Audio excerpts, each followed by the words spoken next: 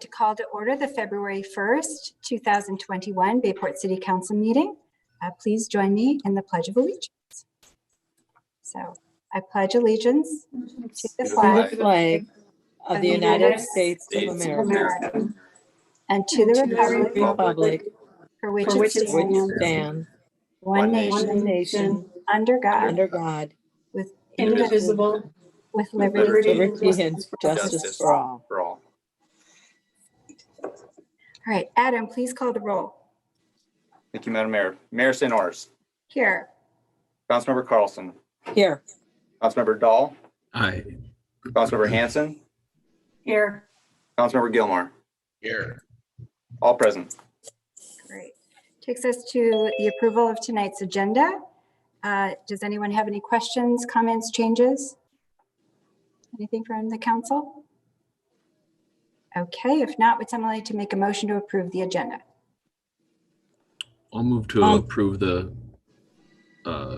February agenda as presented. Thank you, John. Is there a second? I'll second it. Thank you, Connie. Adam? Thank you. Councilmember Dahl. Aye. Councilmember Carlson. Aye. Councilmember Hanson. Aye. Councilmember Gilmore. Aye. Mayor St. Ors. Aye. Ayes all. Great. Takes us to our proclamations, commendations, petitions, and announcements. And the January Recycling Award recipient is Kathy Nelson at 703 5th Street North, who will be awarded for her recycling efforts with funding made possible by a grant from Washington County. So we thank Kathy for her recycling efforts. And that is the only item that is under that area of our agenda. So we'll move swiftly over to the open forum, where we set aside 15 minutes on the agenda to address topics that are not on tonight's agenda. If there's anyone here that wants to comment on an agenda item, we will call upon you at that time. So would anyone like to address the council? And if yes, please state your name and address for the record. I'm not receiving any inquiries. Okay.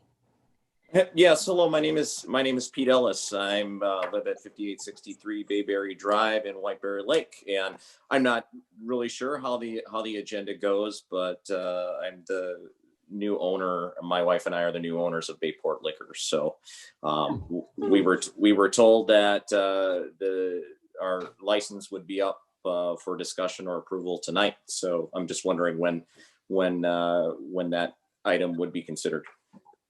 That is actually on our consent agenda, so it'll be coming right up. Very but good, thank you. Wonderful to meet you and welcome. Welcome to Bayport. Thank you. Good to be here. Thank you. Any other visitors? Okay. Well, with that, then we'll move right on to our consent agenda, and we'll consider a resolution adopting items 1 through 12. The January 4th, 2021 City Council Workshop Minutes, the January 4th, 2021 City Council Regular Meeting Minutes, the January Payables and Receipts, the January Building, Plumbing, Mechanical, and Zoning Permits Report, a special event application from the Bayport Community Action League for their 2021 community events, the special event application for the Kinney Croy Girl Scouts for the July 29th through 31st, 2021 gathering at Lakeside Park, special event application from USO Car Club for the June 12th, 2021 at Lakeside Park, a letter of credit reduction request by Landucci Homes Inc. for Villas of Inspiration, the purchase of a replacement Bobcat of the 5600 Toolcat for the Public Works Department, the purchase of a new grader attachment for the Bobcat skid steer for the Public Works Department,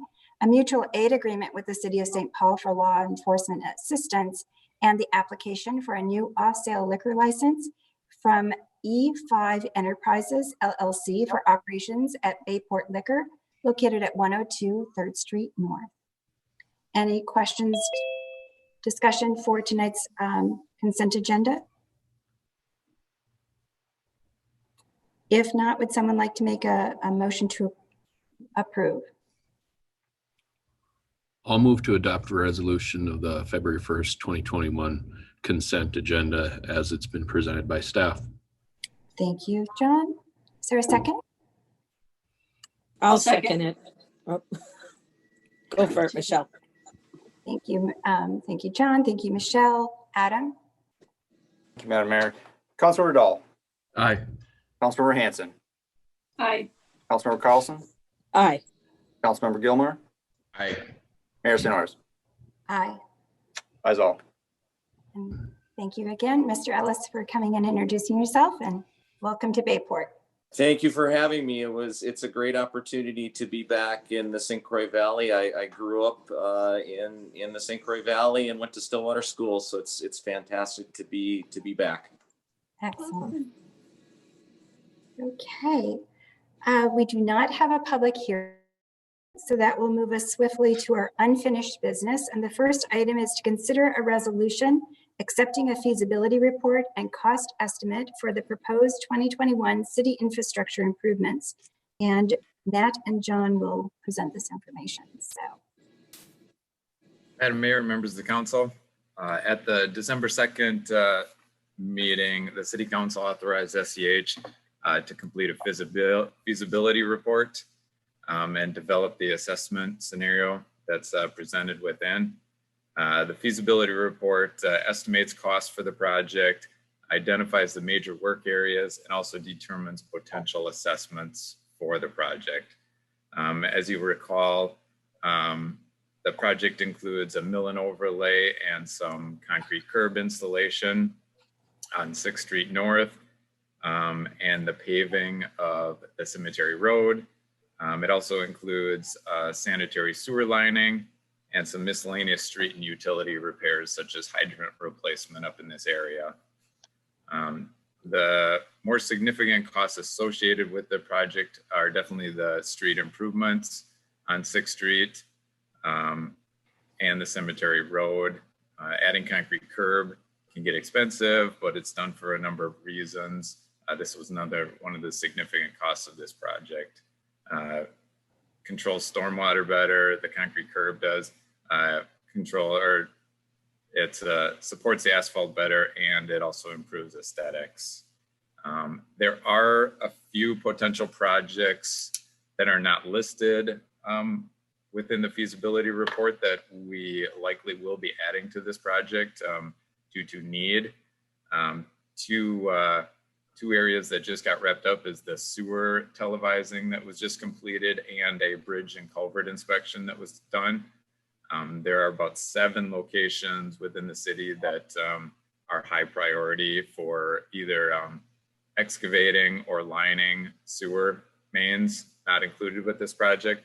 And then also there's 2 alley crossings over Perro Creek that currently have box culverts that are in not very good condition.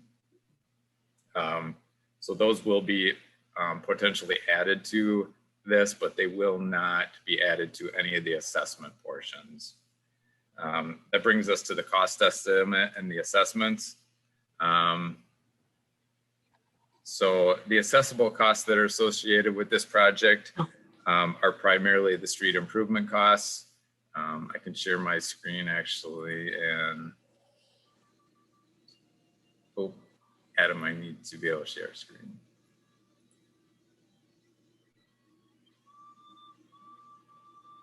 Try that, Mike. Matt. There we go. Let's see here. Here we go.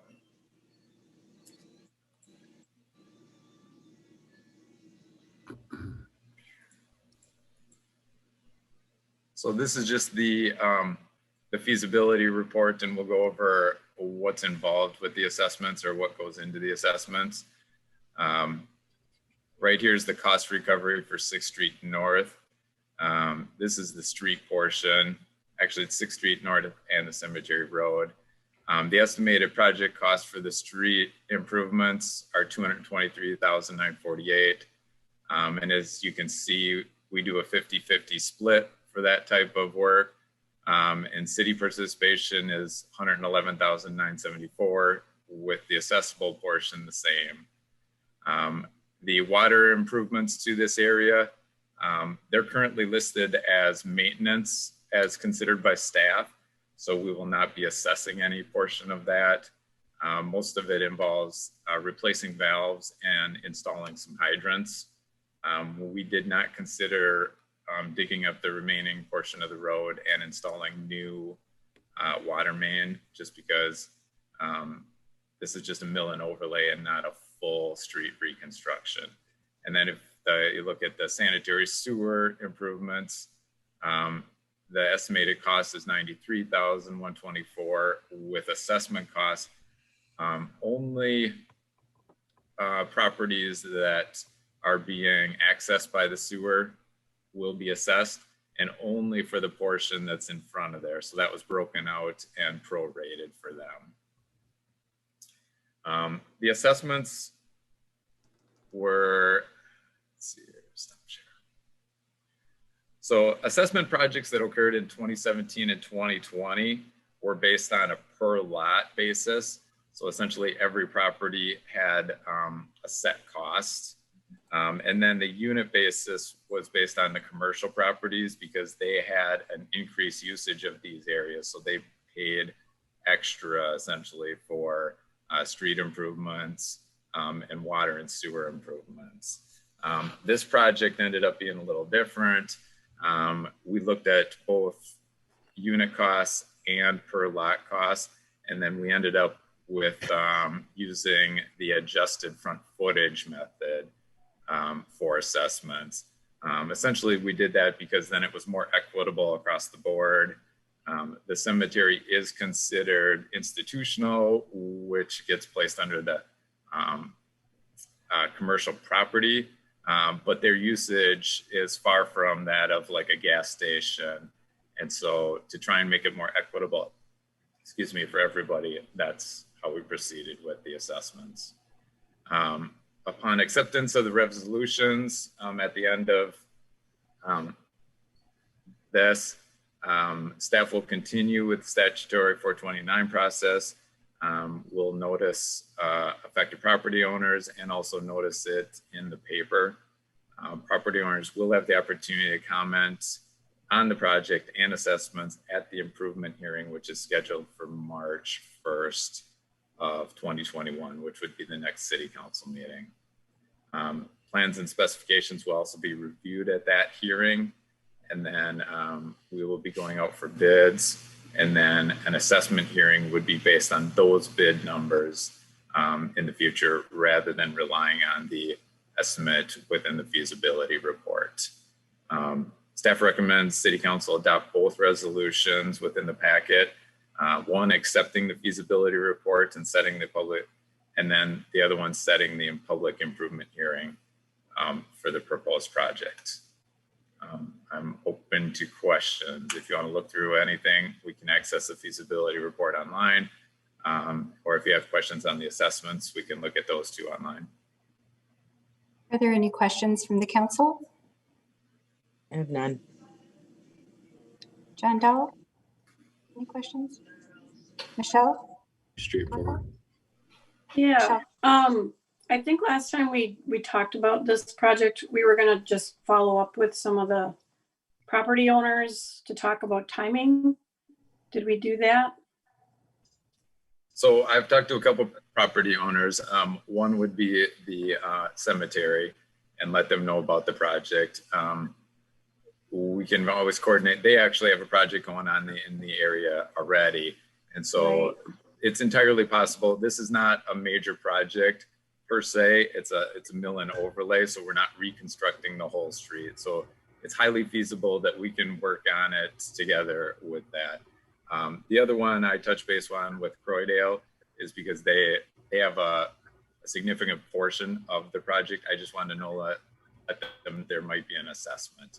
And so both of those were identified. The residential properties, I did not reach out, just given that their assessment costs were on the lower end. Yeah, so the other question I have, thanks for following up, especially with the cemetery. I think that was a question we had. So I appreciate you doing that. And I didn't even think about how Croydale would have property too. And I guess I'm a little confused about the sanitary sewer and why it's not eligible for assessment, really, not most of it. So can you go over that in a little more detail for me, please? Yep. So Councilmember Hanson, there are actually, I believe, 3 sections that are looking to become lined with the cured in place lining system that we use. And so 2 of those sections don't have any lateral connections from any of the houses on them. And so the city would pay for those because there are no connections on them.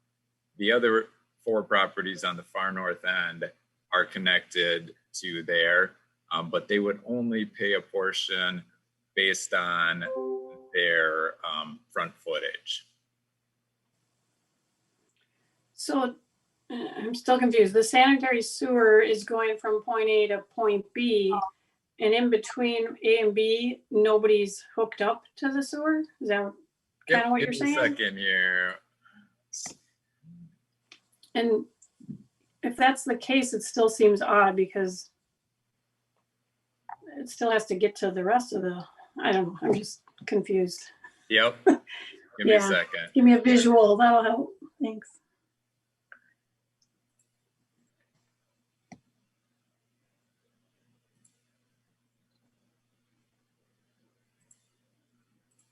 Okay. So from here to here, this section's already been lined. So there's no cost associated with that. And then there's also a section from, I'll include manholes here.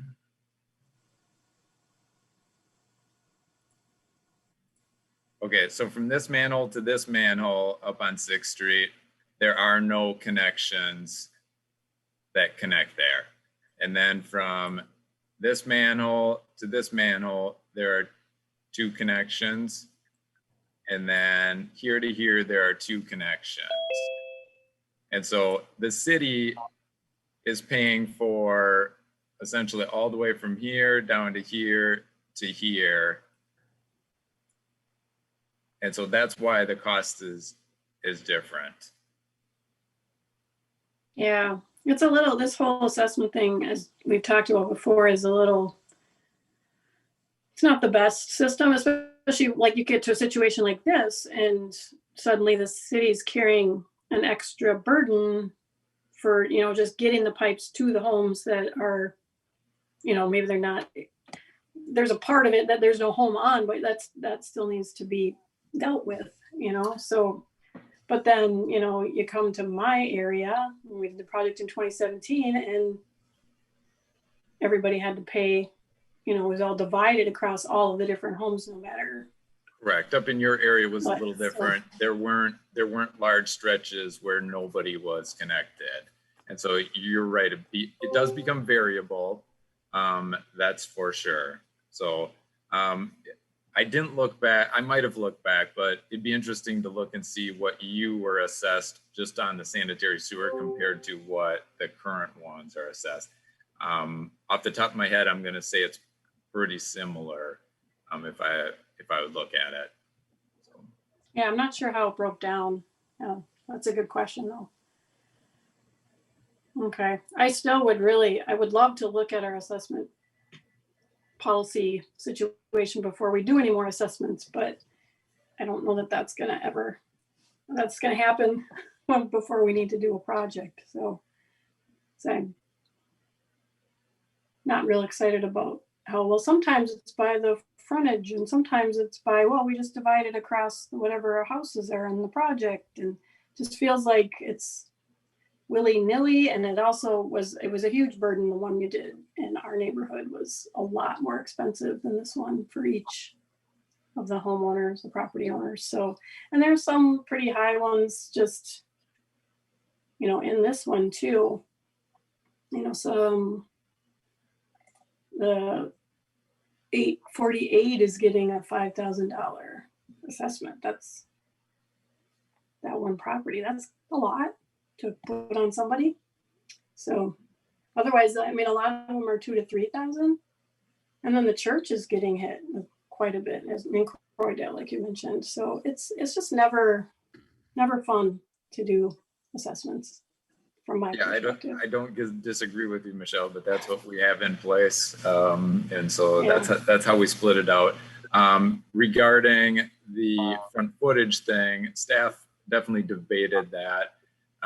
If you look at what we have for the unit method, it was really geared towards, because St. Mike's has so much property there, they were paying even about double what their current assessment is listed as. And so from an equitable standpoint, we consider that, too much that they were paying essentially. Because it's like by lot size, like if they had 10 lots compared to a home having 1 lot, is that right? Essentially what we've done in the 'cause- past is commercial has been handled differently. They do it by the unit, and then we do per lot for residential. So as it turned out, St. Michael's was like about 100 units essentially compared to 1 for the residential. And so their portion based on the other method was about double their current assessment estimate. Just because of square footage of property. Because of how much basically, 'cause property they own. Yeah, Yes. because it's actually being determined by the footage just along the street. Right. instead. Yes. Okay. All right, well, thanks for clearing up some of that for me. Yes, Adam. Hope you're on mute. Sorry about that. I just had one update to add to, it was asked about with the 2017 project. I just quickly went back and looked, and those sewer assessments, the sanitary sewer assessments were $14.60 per lot. These are $17.60, so it's a little bit more here, but they're roughly, very, very close to the same amount. So just for the council's information. Thanks, Adam. If I remember correctly, when we did Lake Street South, just based on the project, it was about 20 per household. So the projects do vary. They are never fun, but the overall benefit to the homeowners and is can't be underestimated either. It's not an easy topic, but I think at least if we go back to the need of this project, Matt, the road condition and the sewer, you definitely believe that we should be moving forward, correct? Yes, Madam Mayor, absolutely. The condition of the road obviously will only get worse. We've spent significant amount of time and money, the past 3 years filling potholes. And it's better geared toward completing a mill and overlay than maintenance costs. Okay, any other questions? Ethan, can't get to you. I guess I have a question. When a place I've never had an assessment on either of the houses that I've owned. Is that something that I don't know, do you just write the check to the city, or is it something that comes out of your taxes, or how does that all work, I guess? I'm curious. Sure. Good question, Councilmember Gilmore. Assessments can be paid multiple ways, actually. You can absolutely write a check for the whole amount prior to a certain date. You can also allow it to roll over on your taxes for a period of 10 years, and it would get split out with interest over that period of time. At any point, you can also pay for it all up. Say you want to do 2 years on your taxes and then you want to pay the assessment in full. Okay. You can do that also. Well, it's good to know, because there's some people that they might not have $1,700 to just go and write the check, so that's good to know. So.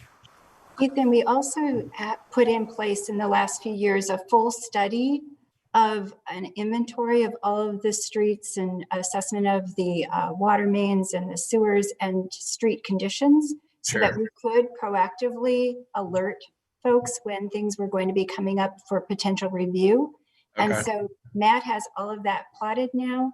And so we are trying to put more and more steps in place so people are not surprised by this. Sure. Because it does take planning. Even if it's spread over 10 years, it's best if people are not taken by surprise. Sure. No, that's great. It's good to know. Good questions. Okay. If there are any other questions? If not, would someone like to make a motion? 2 separate motions, please. 1. Thank you. He's gonna make me do it again. Well, I'm not real excited about. I don't have the doing a wording in project with front of me. assessment system, so, I have it. I can do it. I move to adopt a resolution accepting a feasibility report for proposed 2021 city infrastructure improvements as presented. Thank you, Ethan. I'll second that. Thank you, Connie. Adam, roll call, please. Councilmember Gilmore, Aye. Councilmember Carlson, Aye. Councilmember Dahl, Aye. Councilmember Hanson, I, Mayor St. Orders. Aye. That's all. Okay. Move to the second part. You got it? Oh. I move to adopt a resolution setting the public improvement hearing date of March 1st, 2021 for proposed 2021 city infrastructure improvements. Thank you, Ethan. Is there a second? Madam Mayor, can you just include and also dispensing with the planning commission review in that motion? In the second one there? And what was it? So if you read on page or on the resolution, the extract, it's public improvement hearing, the date, which you did, and then dispensing with planning commission review. Sorry, but a little background. If the project has nothing to do or doesn't change the comp plan in any way, you don't need to present the assessment to the planning commission. And so we need a resolution or to include that in the resolution. Okay, what was the wording again? Okay, so a resolution setting a public improvement hearing and dispensing with planning commission review for the 2021 infrastructure improvement project. Dispensing. Just say so moved, right? yeah, that works. Yes, You it don't have does. to repeat it. That's what I would suggest. Yeah, and yeah, Ethan, you can just say as stated and with the addition as mentioned by Matt Klein. Okay, I guess as stated with the addition of the mentioned by Matt Klein. Very good. Is there a second? I'll second it. Oh. I think John had you by a Yes, hair. I think he did. Okay, so Adam, roll call, please. Councilmember Gilmore, Aye. Councilmember Dahl, Aye. Councilmember Carlson, Aye. Councilmember Hanson, I, Mayor St. Orders. Aye. That is all. Okay, thank you very much. That takes us to our item number 3, which is to discuss a proposal for a traffic speed limit study prepared by city engineer consulting firm SEH. So with that, I'm going to turn it over to John Perotti. Thank you, Mayor. Are you hearing me okay? Yes. Great. Mayor, members of the council, you will probably all recall the discussion just last month about the options for reducing speed limits in the city, and also to look at a few specific intersections. We discussed it at a council workshop in January, and then had a discussion at the city council meeting that same day. And the request of the council that day, we have provided a proposal for a traffic study that includes looking at the options to reduce speed limits in the city. And without going into all the details, generally speaking, what the city was discussing is to lower speed limits on some or all streets, either to 25 miles per hour or to 20 miles per hour. So the study would provide a document that would meet the statutory requirements for either of those changes and would give the council the information that they need to make a decision in later this year as to whether they'd like to lower speed limits, and if so, by how much. In addition to that, the council asked that we take a look at 2 intersections specifically for traffic control, that being whether they would be appropriate for either yield or stop signs, and whether it would be, if stop signs, would it be two-way or always, so on. So those are included here in the scope of the proposal in your packet. You may recall that during the meeting last month, I had indicated that that a ballpark range for the cost of the speed study would be somewhere between, I think, $5,000 and $8,000 is what I said. And so we're below that here with the speed component of this being $4,800. So I'm pleased to say that we were actually a little lower than the low end of that range. So with the addition of the 2 intersections at $2,200 each, that brings the total estimate for the work at $9,200 or $9,200.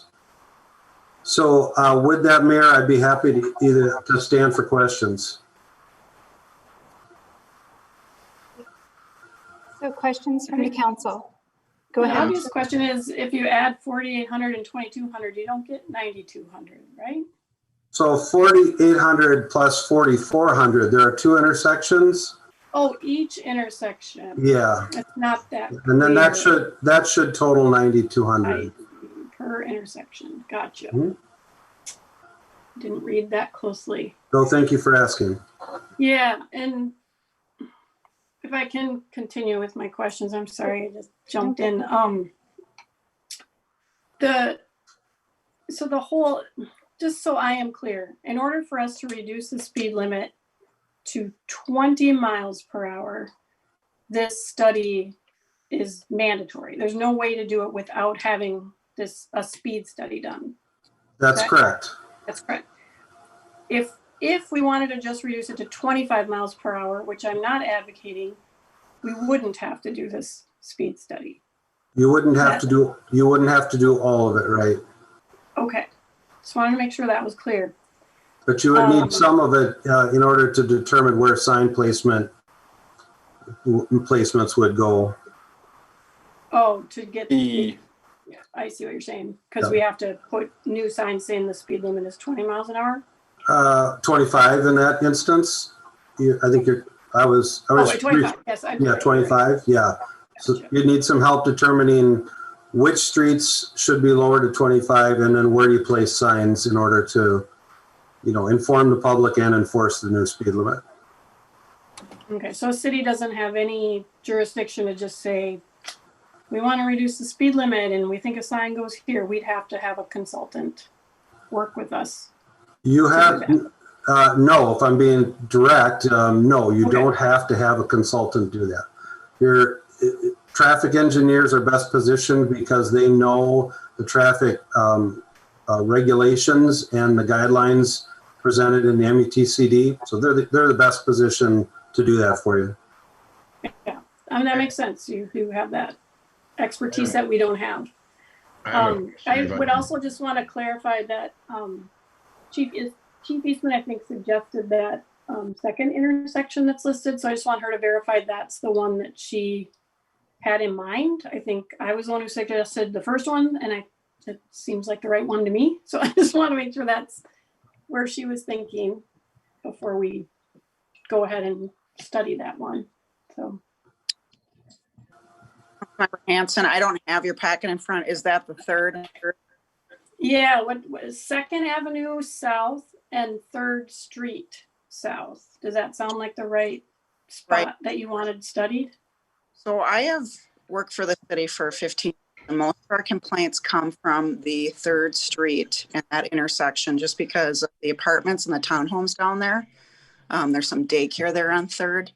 And so if we were to implement a stop sign one way or another, or a 4-way, depending on what the engineers believed, I thought out of any of the places in the city, that would be most appropriate, correct?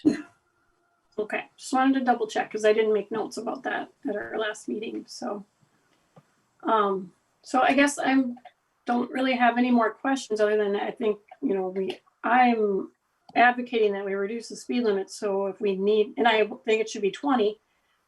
So we need to do this in order to make that happen. Then I guess there's not a lot of argument. So.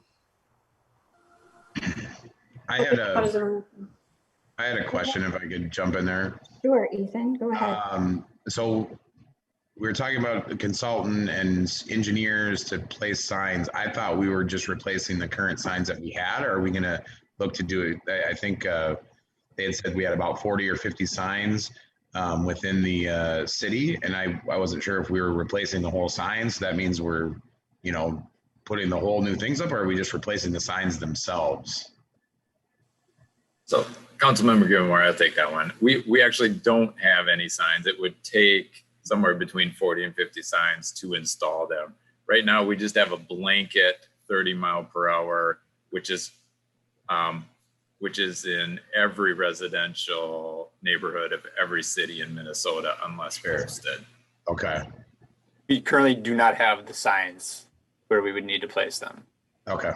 Perfect. Clarify that. But we do need to have signs. We can't just change the blanket rule to 20.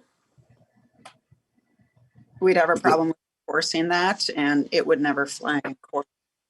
That would be the issue. So like that Minneapolis and St. Paul had to put signs on every one of their streets to explain that, because they both reduced theirs, right? if they're not congruent with the 30, yes. And that's why the engineers would come in place and tell us where to, so that it would be a report.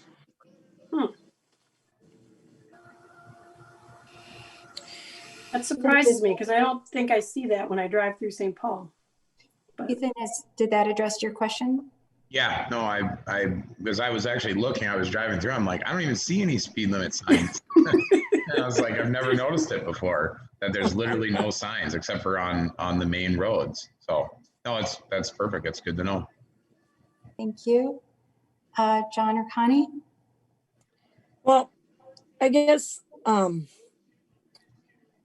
I tend to disagree a little bit with Michelle, the fact that I guess not that we shouldn't maybe reduce it. I was, when I talked to Adam, I was leaning toward the 25 because to me it seems like $9,200 is a lot just to have them tell us. And I'm just wondering how much of an issue. I know they're speeders because I have them come down up Central and I have them come on Fifth, but they're like more random. So I guess I'm reaching out to Chief Laura on how, how much this would be for enforcing, and how do you feel as far as it being an overall issue or kind of isolated? Because it's already going to cost us, even if we were just replace the sign, it's already going to be $5,000 to go down to 25. And just to have SEH to tell us whether there is or is not issues. And I guess I go back to last week or last month, Michelle, or whoever, I don't know if it was Michelle, where they wanted to get it done right away, where I'm not sure that to spend that much money if we're not going to get a true or accurate report, because right now traffic isn't as high. It's going to be more in the summer. So I guess I'm just a little reluctant. Well, I'm reluctant to spend that much money if they're not going to get a real true census on what the issues are. So I guess I'm asking Chief Laura or Adam for some their personal outlook on it. So in my experience, you're right. We have some random people that are speeding. What happens is we get them eventually reported. We get, some identification of what the car is, sometimes even the plate. And a majority of my staff have worked there for several years. I mean, we're probably in 50 years of experience. So we know who these people are. Generally, they're younger kids, and we figure out who they are and we deal with it. So I think it's more random, Councilmember Carlson, and I believe that that don't need to reduce it down to 20. That's my thought on it. You know, there are random speeders, but you remember the study that Officer Cornell and I did, it showed, you know, there were very few that were over 30, and the 6th Street one that was just produced, seldom were they over 30. And I believe Adam brought it up for you, which is a block just east of you. We just got this. If anybody, and I was going to talk about this at my administrator report, but we can talk about it now if you want. But as you can see, that's like 4 of them, a total of 9 were over the speed limit. So on 6 there, and I don't have all the data in front of me, but there were very few. And there were some in the 50s, but again, we have Bayport Fire that comes on 5th and ourselves speeding. So, you know, there were, you know, less than a dozen on those other ones that were even over 40 miles an hour. And 5th Avenue was the majority of those. And that was when 95 was shut down, if you recall. So I don't know if I answered your question, Connie. Yeah, you did. I just, cause my feeling is you've got the $9,200 for them to tell us it, and we'd still place whether it be 20-mile-an-hour signs or 25 miles. I think just the signs going up, if we spend the 5,000 or whatever for the signs, people, like Ethan said, he never saw a sign. So people are gonna see the signs on 25 and think more about what they're driving. At least I'm more aware if I see a sign, whether it's 25 or 30. So I guess that's my 2 cents. One thing I could add to that, I think the 9,200, that also includes the 2 intersections. So that 4,400 is going to be there no matter what, whether we go to 20 or 25, if I'm not mistaken. And then we're looking at the 5,000 for the sign. So that would be roughly 9,200 if we go to 25. Otherwise, you have to add the 4,800 for the study. So really the only thing, you know, you're going to pay the 5,000 for the signs. You're going to pay the 4,400 for the 2 intersections. It's the 4,800 that becomes the issue. Is it worth $4,800 to go from 25 to 20? I don't know if it is. I mean, I'd hate for some little kid or an elderly person get hit on one of those streets, and then we sit here a year later thinking, oh man, well, what if it was 20? Maybe it would have made a difference. And I guess the study that comes from SEH will help us determine that. So I look forward to seeing that and reading through that and weighing all the options, I guess. I'm going to jump in here since I haven't had a chance yet.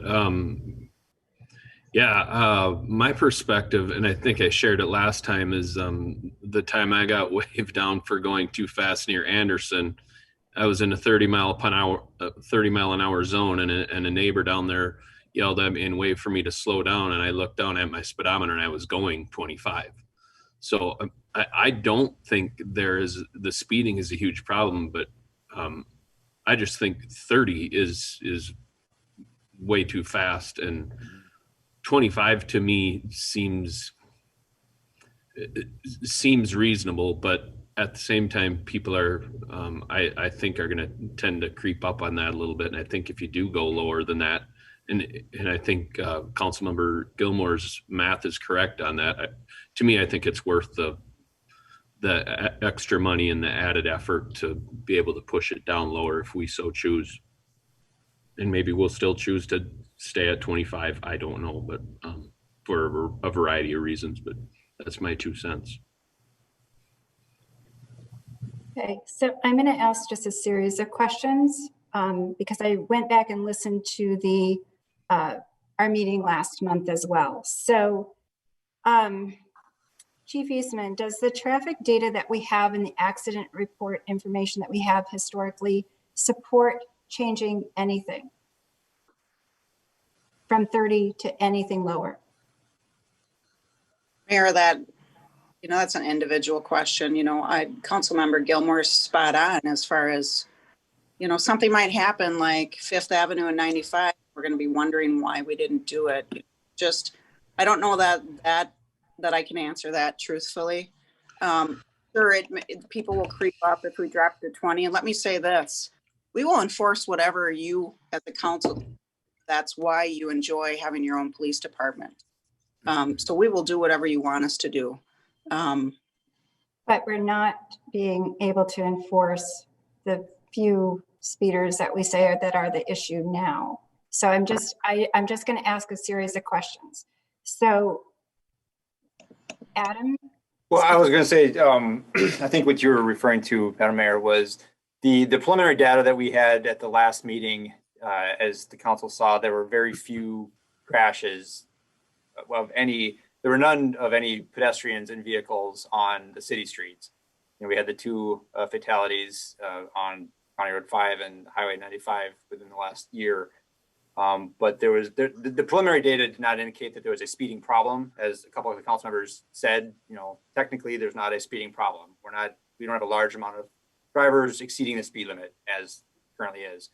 And then we don't have there's no there's no crash data that says that we have a crash problem at any specific intersections or specific streets.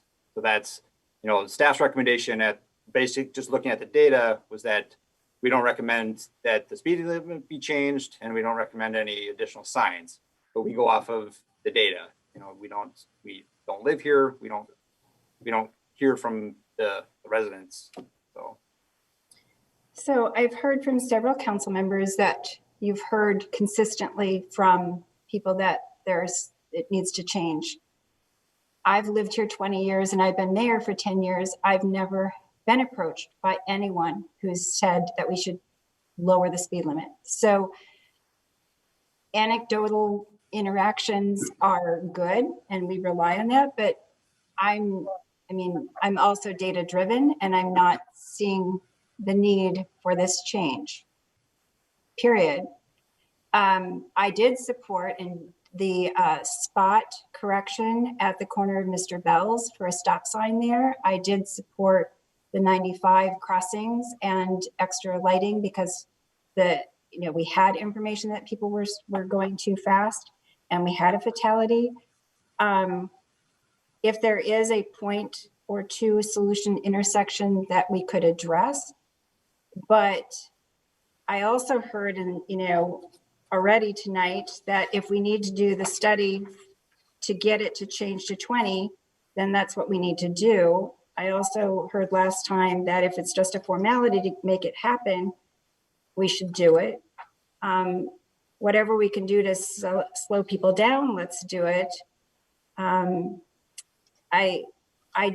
That's not how I make decisions, is to just act without information. So, and the data to support it. So, John Perotti, what kind of information are we going to glean from this study that will allow us to pin, these two intersections? We can study those and the impact that's happening there. But what else will this study accomplish? What other kinds of information will we get from it that could be useful? Yeah, Mayor, that's a good question. So when it comes to lowering, especially to 20 miles per hour, what the study does is comply with the statutory requirements to do the study, which I think sounds maybe a little bit, as I say it that way,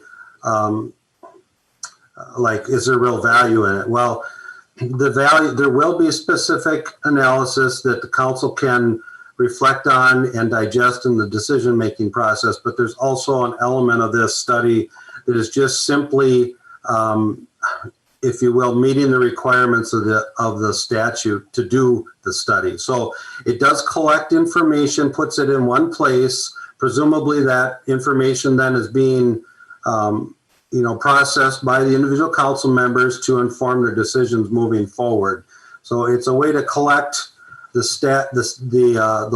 various laws and guidance that we have on speed limits, put it in one place for the council members to use in decision making going forward. So I'm sorry, Susan, do you have more things that I don't know if you were through yet? Well, yeah, one, I think shame on Governor Walz for putting in a statutory requirement on cities to govern, and if something's a foregone conclusion, if you do the paperwork, that you automatically get to make decisions, and you have to jump through that hoop. just an unnecessary burden to every city that has this under debate. But besides that, I mean, I don't want a study conducted to just put a stamp on something that we as council may or may not think needs to be done based on, you know, anecdotal conversations. So that's, I mean, I am a proponent of safety, but I'm not a believer in spending taxpayers' dollars when it's not substantiated. So what I think you should do, Mayor, is start at my house on 4th Street, drive 30 miles an hour all the way down to the school and see if you feel safe. No way in heck are you going to feel like that's a safe speed. It's just not. 30's flying on these 30 surface streets. is flying. Could I, So but again, this is not supported. I mean, Bayport's been here for 100+ years, and we've had this speed limit. We don't have any data to support this. I've tried driving 20 miles an hour for the last month because I'm like, okay, let's see what this is like. I'm not sure making a unilateral decision for the entire city to drop to 20 miles an hour can be substantiated. So, well, that's why we're doing the study to decide which streets should be 20 miles an hour. But can you randomly just go, sorry, Michelle, but can you randomly go one street 20, one street 20? I mean, wouldn't it be across the board? Or would you randomly just pick 3rd Street's 20, 5th Street's 20? Well, I mean, for example, Maine with an E, we can't change to 20 according to our meeting last time, right? So there will be a little bit of randomness just because of that. 3 streets within 95, Main Street, and 5th Avenue. Everything else, I remember correctly from the last discussion, was unilateral 20 miles an hour. Yeah, and I guess I'm not comfortable waiting until someone does get hit by a car going 30 miles an hour, and then we make a change to be safer. I feel like if we have the opportunity, we should be doing it. But it's not unprecedented. Other cities are doing this too. I understand Minneapolis and St. Paul. I'm not sure I'd model Bayport after 2 larger metropolitan. Well, they have neighborhoods just like we do, you know, little small neighborhoods that you shouldn't be driving 30 through. Hudson's and we main also drag have so many intersections that don't have stop signs. Through North Hudson's very comparable, and North Hudson's main drag is 25. Yes, and when I go through that, I feel that's an adequate speed. I guess the other thing is I have never, in the years I've lived here, I haven't had anybody in all the years I've been on the council come up to me and talk to me about the speed limit or speeding, except for on 95. And then I had call after call, stop on the street, stop at the Holiday Station. If they wanted to find me, they found me. They stopped at the daycare. That was 95. And that I heard all the time. Other than any of the other streets, I really have not had people come to me about them. And I take children's safety seriously. And I think you all know that. That's what I do for a business. I wouldn't want to see anybody get hurt. I guess I go back to, is it going to make, I guess John, he didn't really give me a whole lot of extra, no offense, John. I just feel like what you told me, I don't feel like we're going to learn any more than what Chief Eastman or the other things we've seen for $5,000.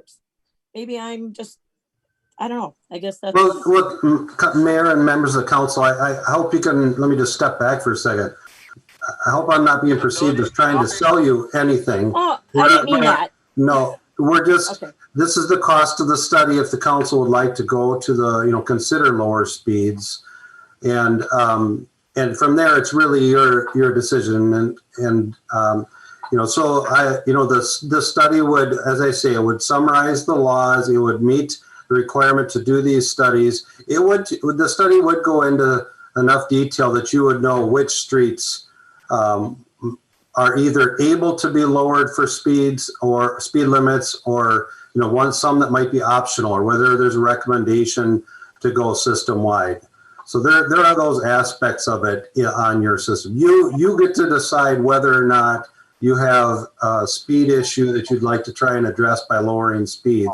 That's completely within your purview to do. And John, I'm sorry, I didn't mean to insinuate you're pushing it. I just thought. Oh, yeah, okay, I'm sorry. I'm sorry. I just thought, okay, is it going to be worth it if you're saying what streets we randomly would want to lower? Well, I think it'd be more confusing as a town if you have a street 20 miles, you keep another street at 25 or 30. And that's what I was understanding, that we could decide as a council what streets you're saying would warrant. No, it wouldn't be random at all, but there would be certain streets, those mentioned tonight are good examples, and they might be your only streets that would maintain, if you were to decide to lower those streets, Main, Fifth, and what was the other one? Highway 95, right? Would not be able to be lowered.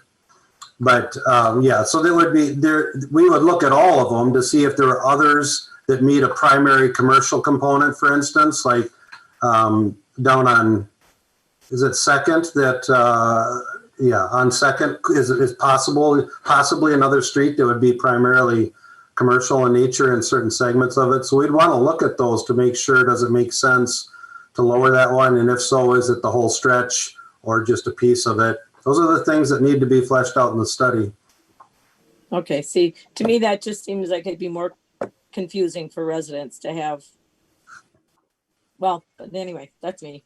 Yeah, and you may not be the only one to hold that opinion, and so that's important. There's a component of the study as well we didn't really mention tonight, but that gets into what the public involvement components of changing your speed should be. And that's an important piece of it. Okay. Thanks, John. Thanks, John. For you, real quick, how is that achieved? Can you tell us in the council, how do you actually do the study? What mechanical instruments do you use? I'm not sure I understand the question. Well, of course, we had our speed sign, which affects the drivers, just like people see the speed signs itself, but ours was the trailer. What kind of systems do you use so that we know the effects of it? How do you do your study? Well, I think you're asking a question that maybe I'd have to have one of the traffic engineers come back and answer, Chief. They were here for the last meeting and they weren't available for tonight. I apologize. If you want me to bring them back next month, Mayor, I'd be glad to do that. Matt? Thank you, John. Matt?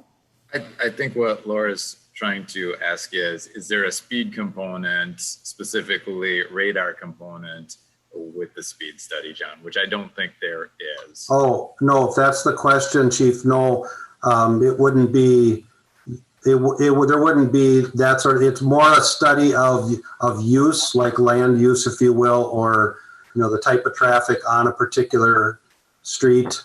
That's the type of study we're talking about. So it's more of a desktop. That's where the intersection of safety review component of this proposal is very different. They actually go out and do traffic counts on those intersections that we had been talking about. With the speed component, it's more of a desktop analysis based on mapping, based on land use, and based on the laws. Thank you. I think that's an important piece that everyone needs to know. Appreciate it. Yep. That is, if you could reiterate that, Chief, then, that there is not a speed component. Is that correct? That's what John said, correct? There is not a speed component of your study. It's more land use. And so I imagine it's lines that you're counting off of numbers, something like that, which we, from our study, achieve that as well, in addition to the. However, the speed signs do affect people. They see it one day and then they slow down when they get to it. So that has an effect, obviously, but we did give you the numbers in the area. Correct. Mayor, Correct. I have been with the city for 15 years and we will do whatever the council wants us to do, but we have, for lack of better terms, we have two very serious fatals, and that's opened our eyes to things. But as I mentioned to Councilmember Carlson, I do think it's a random few people. So I just wanted everyone to understand what your study would achieve for everybody. Thanks, John. Mm-hmm. Thank you. Adam, go ahead. The one thing that we kind of touched on, Madam Mayor, I just want to make sure the council is clear. As far as the schedule, we didn't really discuss it tonight, but it was discussed at the last meeting. When the study would take place, staff still feels very strongly in waiting until the traffic stabilized through the summer. The other part of that is the public engagement that Mr. Perotti referenced. We would definitely want to make sure that the public has the opportunity to not just be notified of this potential change, but has the opportunity to provide feedback. As it's kind of been referred to already or noted, we have not heard from the public since I've been here and talking to the other staff. There hasn't been a large amount of feedback provided about the city streets. A lot of it has always been Highway 95. So that's just something that we would want to make sure that we diligently conduct, is obtaining that engagement with the public. So I'm not sure how that fits into the timeline if the study is opted for, but we just want to make sure that is considered well. Michelle? Thank you. Adam, Michelle? Well, I just think it's interesting that everyone keeps bringing up how they've heard so many complaints about the speed limit on Highway 95. What's the speed limit on Highway 95? It's 30. It is 30. And they think it's too fast. Michelle, I guess I shouldn't have said speed. My concerns that I heard were people not stopping in the crosswalks, letting pedestrians cross. So I did misspeak when I said speed. Okay, that's yes. But okay, it was. Yeah, I think Adam just said that too. And I was like, well, people are complaining about that, then we're really. At a I think crosswalk. I think they were. I have heard see people that. complain about that too, though. People pass people, even with what we've done. So I think what we need to do as a council is figure out, I don't want to spend this money if we're going to get the study back and only 2 of us are going to say we want to reduce the speed limits, because then we've wasted that money. Because again, I'm going to say it, we're doing the study so that we can lower the speed limit. That's just the way, the red tape we have to go through in order to do it. I don't think we're going to learn a whole lot. To 20. Well, we're still going to have to pay him something to do the 25. I don't know if you heard. You and I need to jump in, Ethan. Yes. Yeah. Go ahead, John. Sorry. Well, go ahead, Ethan. I think you've been waiting longer than I have, but. No, it's okay. I guess going back with what Adam said, I think the public engagement is 100% something we need to do before we go forward with the study and spend the 4,800. So let's get that on the books, whether it's next month, the month after, and let's get something out there. Because again, I understand the studies and people sitting at a desk and doing something that don't even live in our community. But when I go around and I talk to people, and there's all kinds of new young families, and anytime speed limit is ever brought up, people are always in support of it. Up in Inspiration, I mean, they got kids flying through there too. I think that's the only place. I think they do have speed limit signs up there, but at any rate, it's anyone I've ever talked to. I've never heard anybody say, no, you shouldn't lower it down, whether it's a business owner, a resident. Maybe it's me talking about it and bringing it up. I guess maybe people don't feel comfortable calling the office or just bringing it up to a council member when they just don't know what the feel is. So if we got people in and actually talking about it, well, it'd probably be virtual Zoom, but I think for sure that should happen before we vote on actually doing the study. I guess that's what I'm saying. That sounds great. I would go along with that. I appreciate that, Ethan. I really do. That would make me feel much more comfortable and confident in that they're not only talking about whether or not they think that we should be lowering it to any amount, but is this their priority for it's an unfunded area within our budget this year. And so, I mean, I'm not equating safety with numbers. We have invested quite heavily in 95, but I feel that public outreach, instead of conducting a study to just push something through, is not the right way to represent the members of our community or manage our budget. And so I'd be all in favor of pausing this for a couple of months to get that kind of feedback.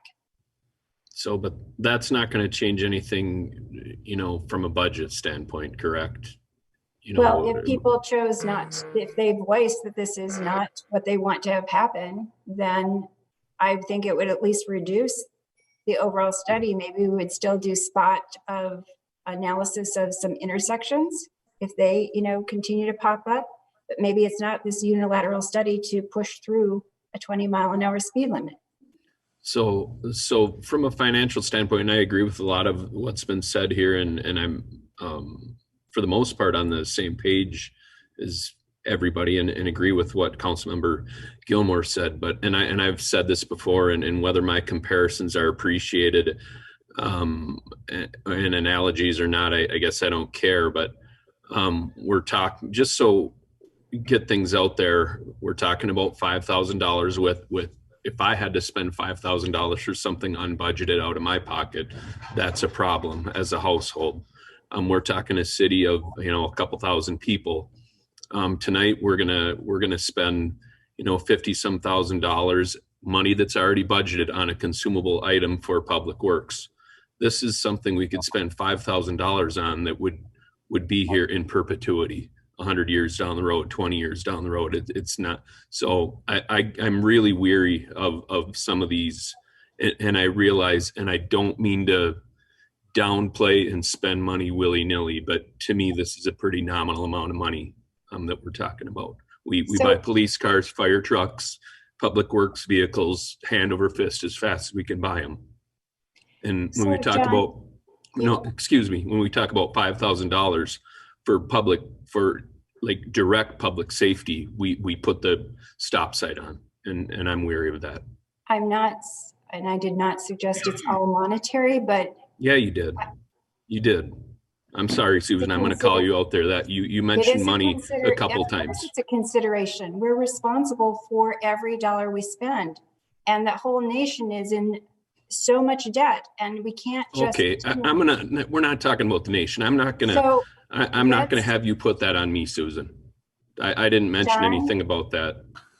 All right, I'd kindly ask you to allow me to finish as well. Sure. Thank you.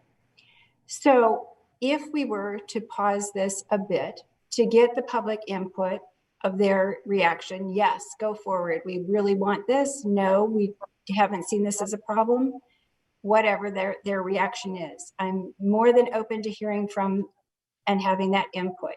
Simultaneously, it would allow us to have that summertime data that SEH has recommended. If the study is then, you know, if it's pushed through, then we would have that new data with the statistics that they recommend gathering to have a full visibility of what this impact would be. It does delay the potential of the study by a little bit. It does then adhere to SEH's recommendation, and we could, you know, have a bigger, broader picture than anecdotal conversations. Right. So I apologize, but the anecdotal things count. I know what I see as a parent picking a child up every single day from the elementary, and with all due respect to Chief Laura, and her team does a great job. There was a person speeding in front of Ethan's house for weeks and weeks on end, and it took a long time to catch this guy. And I'm not even saying the speed limit signs would have affected that scenario, but and I'm fine, and I guess I'm fine with waiting. I just, yeah, I'm hung up on the monetary part of this, and that we can't shuffle 5,000, and I'm not saying we should do it now, but boy, when $5,000 comes up that we're talking about, and that obviously gets my dander up when we put the brakes on over that amount of money. I respect your passion and your point of view, so thank you, John. Thank you, Susan. And John, I will take some, sorry, Susan. Go ahead. But I brought up the monetary thing too, but a lot of it is because I want to make sure that it's something that our residents want. So I guess going with Ethan's forward and get the public input. That's what I'd like to hear, I guess, too. Not so much even because of spending the money, John, but just making that decision of lowering it to 20. So Yep. I guess I just wanted you to make you aware that I was the one that brought up the monetary thing a couple times, so. Michelle. I just want to second what John said. It's a little frustrating that we're having such a long debate over $5,000 when it's about the safety. And I don't feel safe now that I know the speed limit is 30. I didn't know it was. It's crazy that it's 30 on our city streets. But, and then as a researcher, I think, how are we going to gather this data and how are we going to know what the residents really want? I mean, what is the actual plan for that? Because if we do come to the March meeting and tell us your thoughts, that's just as anecdotal as Ethan and I going to Woody's and talking to people, so I'm just like, I'll take your not tally sheet. Yeah, so I'm like, how do you? I think it's at least How do you offering gauge the opportunity to, But then you're produce going to hear a- both sides like you do Yeah. every time. So how are you going to weigh that, and what's that going to do to your decision? I mean, I know what my gut's telling me from living here and driving on these streets. So I think we should get input. I'm just not sure what we're going to do with the differing opinions that we may get. I don't know how that's going to change anybody's mind, but Adam. unless you actually do a real research project, but it's not worth it for this, I don't think. Adam. Well, I don't have the background in research projects. I come from Hanson. What staff has preliminary talked about or discussed for the public engagement is to solicit the feedback in multiple outreach mediums, and have an actual survey where we may have to send out a letter to every house with instructions. There's going to be the informative part. Here's what's being discussed. Here's the background information. Please respond. Somehow try to solicit the response from as many residents and drivers as we can.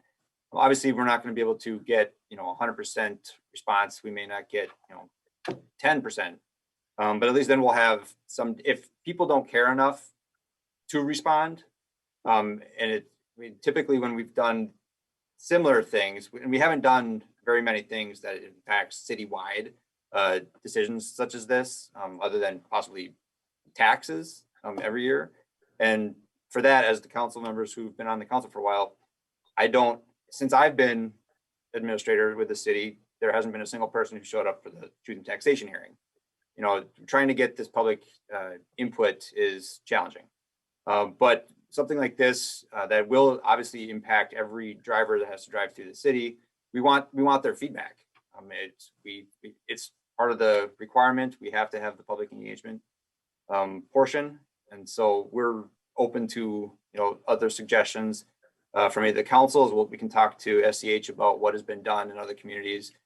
There are a couple other communities that have done this, as not just Minneapolis, St. Paul, but we will be reaching out to them to find out what they did, to use the best practices and see what was successful. Staff's job is to present the information and make a recommendation based on that information that we have. So that's what we want to do. Part of this requires the public input, the public engagement.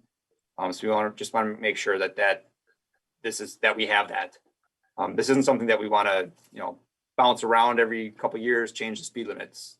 So this is a significant decision for the city.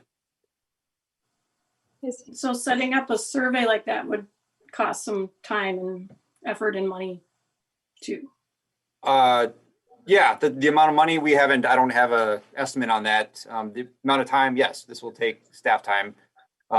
We would ask for at least a month to coordinate it. But if this sounds like it's a priority for the city council, so we will find time. And it's not a scientific way to gather data. No, Just so we all know, it's not representative of anything by doing that. You'd be better off pulling 100 random addresses and asking those people what they think. That would be more scientific. I mean, can we, you know, we've got a city Facebook page. Why don't we put something up there and put out a few of the options? You know, don't change it to 25 for this amount. I mean, can we put numbers out? These are public, so it's not like we have to hide behind it. We can say it'll, if we want to go to 20, it's going to cost 4,800 to the city. You go to 25, it costs X amount. And if you keep it the same, it costs X amount. Do something like that and put it on Facebook, because we're not, no one's going to send back a letter to the city. I mean, it's just, I think. I assume you meant a letter to direct them to go on the website, right? You weren't going to. Yeah, it would be go to this website, go to the city website and respond. Yeah. And people don't do that either. I did research for years and it's hard to get them to do that. You're better off emailing them or something. We don't have the Bayport sounding board anymore, although there is a new one that easily somebody could put on there, and I guarantee you would get some engagement back on that. No, I don't know. Like I said, I'm not a research person. I don't know how scientific that is, but to me, the people that are on those things are the people that care most about the community. And I guess those are the opinions that I would try to help steer the community, is listening to those people that are involved and care, you know. It's so something like that. There's a lot of people not on Facebook too, though, Ethan. So that's kind of a tough one. I think a multiple approach. We have the city Facebook. We'd have the Twitter account. We have a city newsletter that we should be having one that's due to go out sometime soon anyway. So, and that's at least one piece of item that we already pay for, and it does hit every single household. So at least people would be aware that this is a topic. They should, you know, one would hope that people would be checking the agendas that we now post in advance of meetings, well in advance, so that people can keep up to date. But I guess at this point, you've heard what I also had to say, and I respect everyone's opinion. That's why there's 5 of us on a council. And so I'm posing, if there is more discussion, please go ahead. Otherwise, would someone like to make a motion to direct council or staff in one way or the other? Can I ask one question? Sure. Adam, you said that no matter what, we would have, part of it would be to get the input, right? From residents? Was that an element of it at some point, whether it be before or after? Or engage the community? Before or after what, Councilmember? Well, if we made a decision, I just want to make sure I understood that you said that with all the process, we would at some point have to engage the city. Yes, the public engagement is a requirement of both proposed changes. John, correct me if I'm wrong, but down to 20, you know, below the 25 requires a little bit more, but there's still a public input portion of the public engagement portion to move to 25. Yes, at least it's, yeah, and I can tell you exactly right now if the 25 miles per hour actually requires it, but we certainly recommend it. Okay. Well, so to me, it only makes sense to put the horse before the cart and get the public's opinion or whatever, however we're going to do it, before we as a council decide to make that change, instead of deciding to go forward with the study and then engaging the city and they saying they aren't interested in it. So I guess just logically, that seems like the process we should take, but.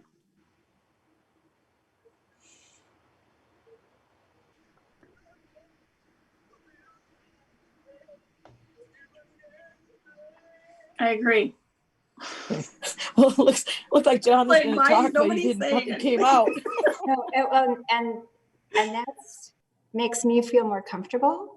And whatever the outcome and final result is I just didn't want us to pay to conduct a study to push something through because we felt it was the best result for the city. I just like to take steps. So, but again, I pose it to the council to make a motion of how they want this structured. I could ask Adam a quick question. As far as the public engagement, like, you know, how fast do you think we can do that? Can we do that in 1 month, 2 months? Should we give it 2 months? Like I said, we can set up things, people can, you know, if we put it out there, maybe people call down and talk to the people at the city and say, yeah, we are in support of it, or send in letters or do whatever to show the support, or not support, I guess, if it goes the other way.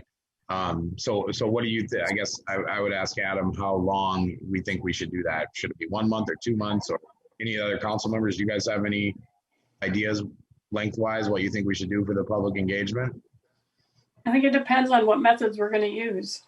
And I don't know if that's regulated or we decide how we want them to engage. Do we know if we're told how we have to do that by the state? I'd have to check with SEH on what, just specifically what, make sure the specifics are met. I guess I would be interested in knowing what, you know, the length, the duration of opportunity to provide feedback. I think you're going to get, you know, if anybody does care, they're going to respond relatively quickly. If we're soliciting responses, I don't think, you know, more than a month for the actual response is necessary. But it will take a week or two to, you know, get the plan, engagement plan in place. So I would say, because we don't have a meeting, you know, I think it'd be tough to get all the feedback, all the engagement done by April or done by March. I think that's too short. Okay. It could be April that we could try to get that. I have to check with Sarah on the newsletter to make sure, you know, we might have, depending on when the regular things are coming out, we got the newsletter going out. You know, Facebook we can do in a week. We can start soliciting that way, you know, have the website updated. But we would want to talk with staff, talk with SEH about, you know, the plan. We don't want it to just be haphazard. You know, hey, everybody, we're talking about speed limits. Tell us what you think. You know, we want to have this a little more organized. So we haven't spent a lot of time on that. Matt and I had a couple of conversations so far. Adam and Mayor St. Orders, I think the answer to Councilmember Hanson's question is that the statute, I think, just addresses informing the public when a speed limit change is made.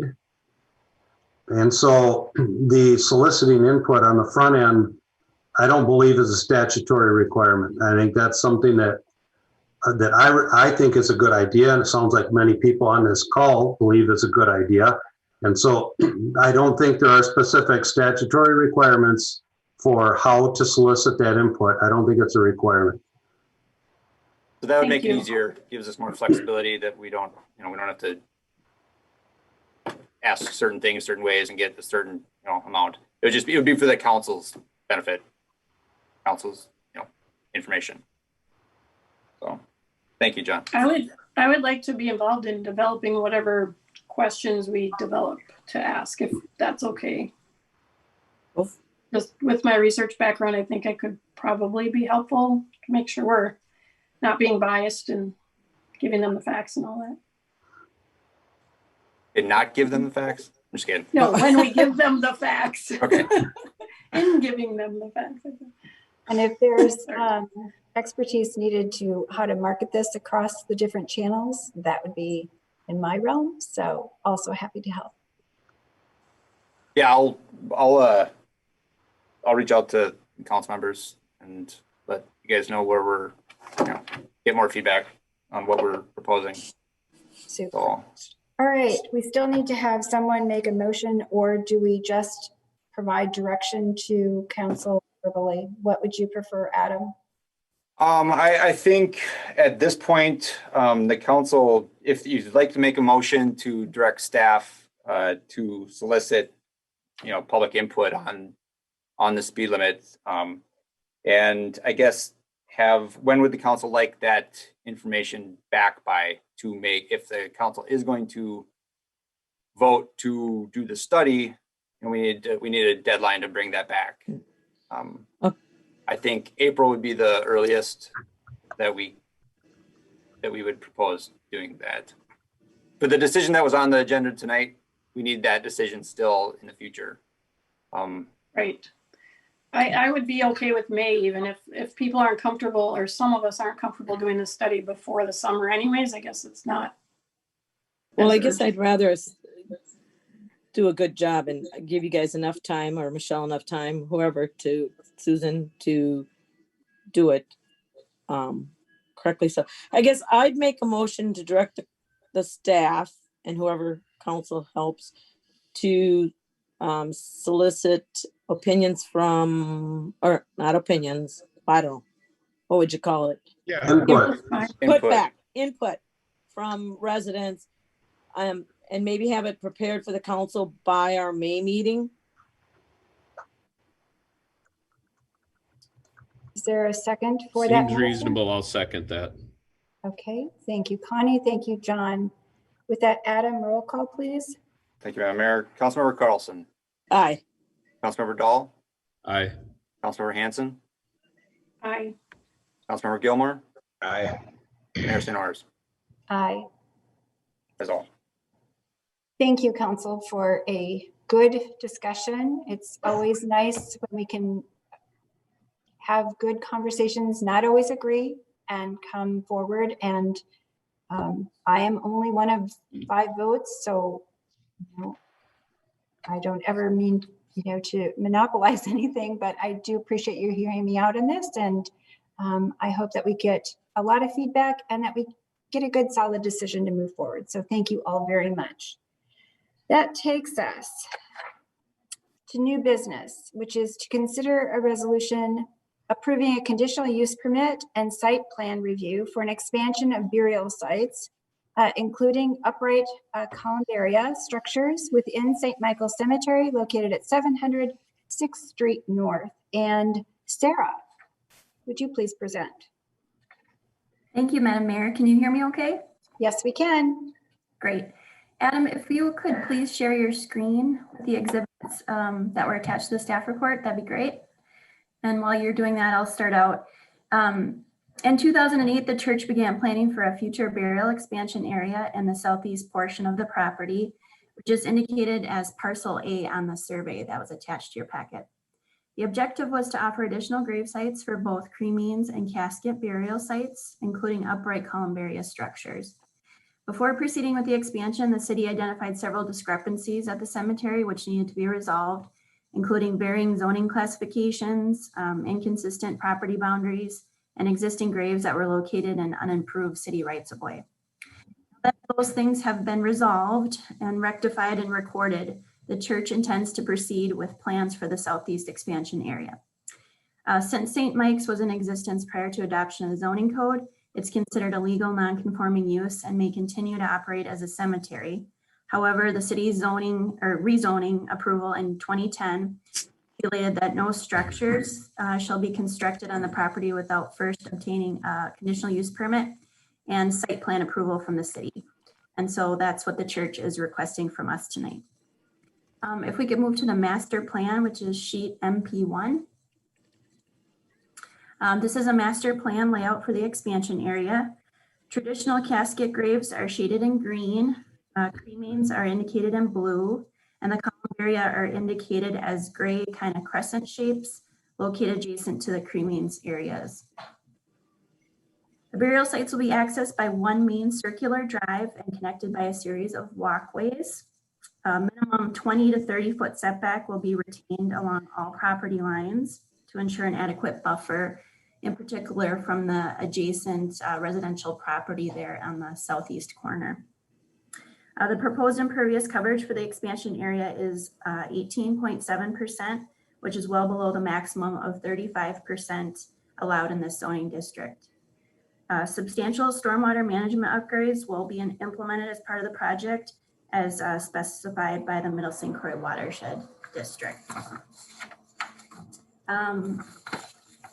Sheet MP4 depicts the two-sided upright columbaria structures. Up to 10 columbaria are proposed, offering a total of 1,400 niches. 600 of the smaller niches will accommodate 1 cremains, and 800 of the larger niches will accommodate 2 cremains. Each columbaria will be just over 7 feet in height and consist of 388 square feet of area. The columbaria will be constructed of a combination of granite and masonry stone, as shown in the picture.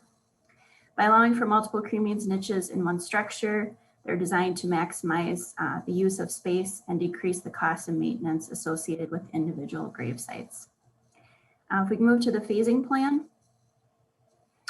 Due to the unspecified demand for burial sites and the potential financial implications, the overall expansion project is planned in multiple phases.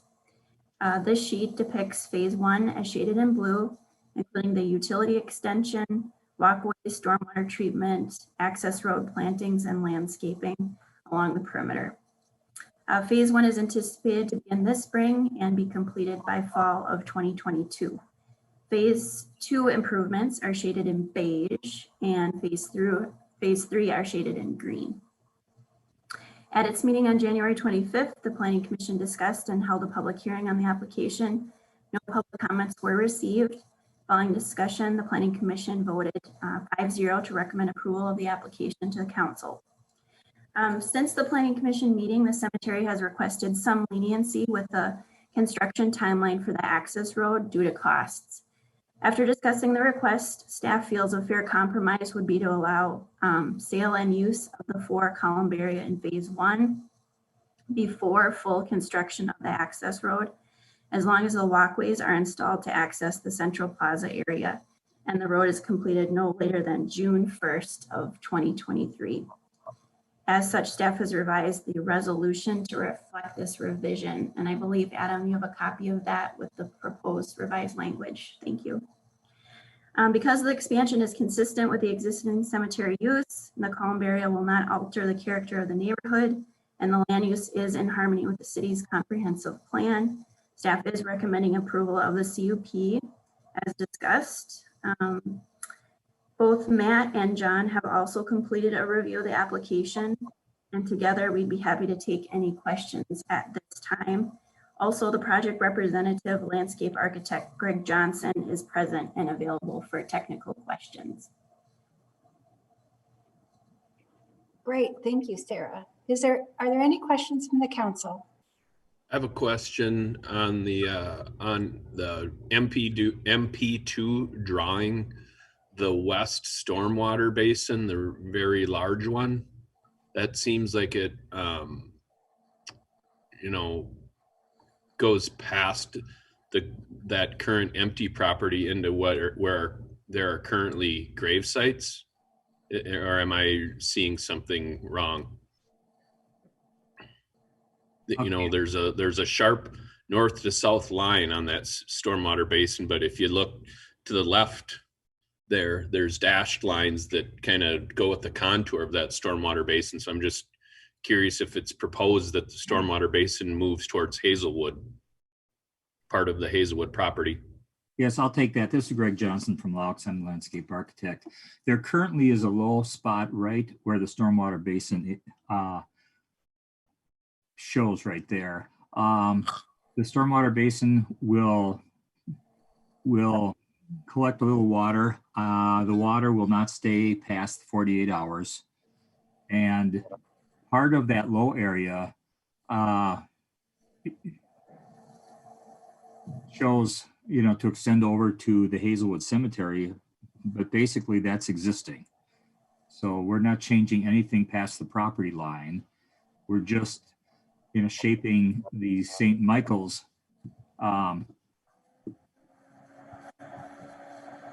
topo to accept a little bit more water to take care of the stormwater that all of our calculations required.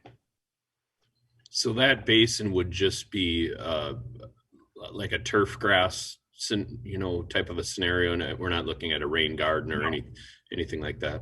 No, in fact, all of the stormwater basins shown will just be turf. Okay. So, so then I think it goes without saying that nothing would be disturbed west of that north-south line on the western edge of that property. Right, correct. We aren't touching anything past our property line. Thank you. Thanks, John. Any other questions from the council?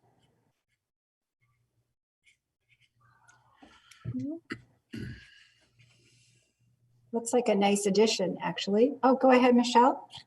Well, I don't have any questions, but I did just want to mention that I'm the liaison to the planning commission, so I was at that meeting, and there were a few questions that they had. Specifically, like wondering if the resident in that home there had mentioned anything or showed up at a meeting or anything, and apparently no. So we haven't heard from them. As far as I know, unless something's changed since the meeting. And then again, just about timing, I guess someone asked a little bit, and they said as soon as possible is when they would like to get started with it. And there was also a question about if we have to work with the prison in any way to make sure all this was good. And Sarah said that's not, they were alerted of the project, but we don't have to work with them in any way, just so you know what questions came up. And Sarah also got some positive feedback from the commission about how well she put together all the notes, which she always does, very thorough and clear, and I wanted to second that. Very nice. Thank you, Michelle. So based on the, do you see any problems or concerns with going forward with the newly adapted timeline for the completion of the road? Does that sound like it works? Michelle, do you have any concerns on that at all? The new timeline with the completion? I'm just wondering, I'm just going to circle with the council if there's any concerns regarding that only change. No, I don't have any concerns. Okay. John, Nathan, Connie, any concerns with that change? Because that came in after the fact here. It would seem like it would make sense that, you know, if they're going to do something to that access road there, that, you know, we would try and maybe piggyback on and have our cemetery project done at the same time. What will your cemetery project, and how will that affect the cemetery? Our paving of the unpaved. Can Matt answer that maybe? Yeah, that. I can, but if you're Councilmember Dahl, it's pretty straightforward, as he was going to explain.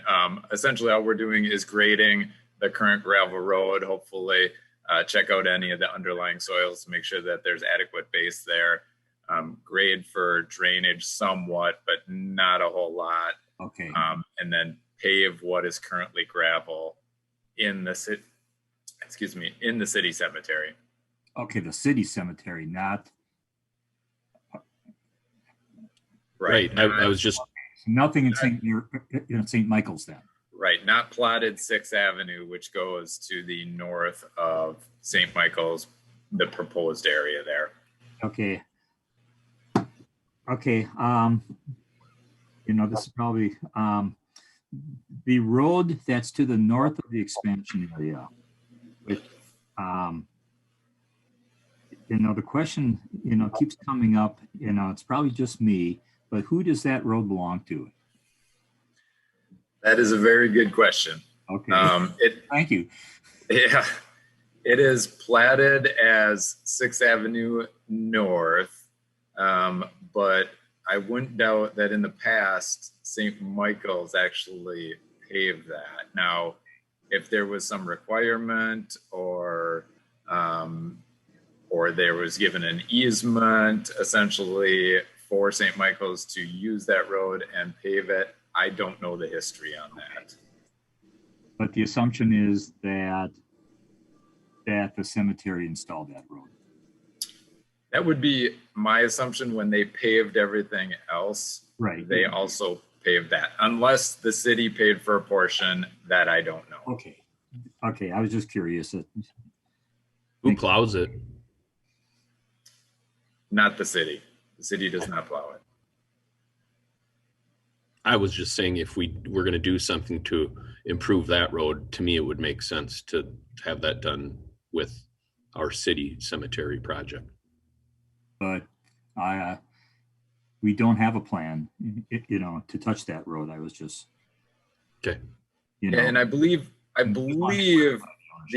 maybe Claudia could answer this, but I believe the St. Michael Cemetery roads got paved sometime around 2008, 2010, somewhere in there. So that road is in fairly decent condition still. Okay. Okay, any other questions? Okay, well, with that, would someone like to make a motion?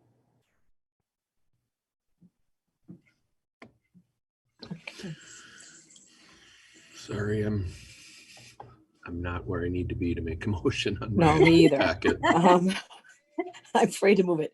That's okay. So we just want to make, oh, go ahead.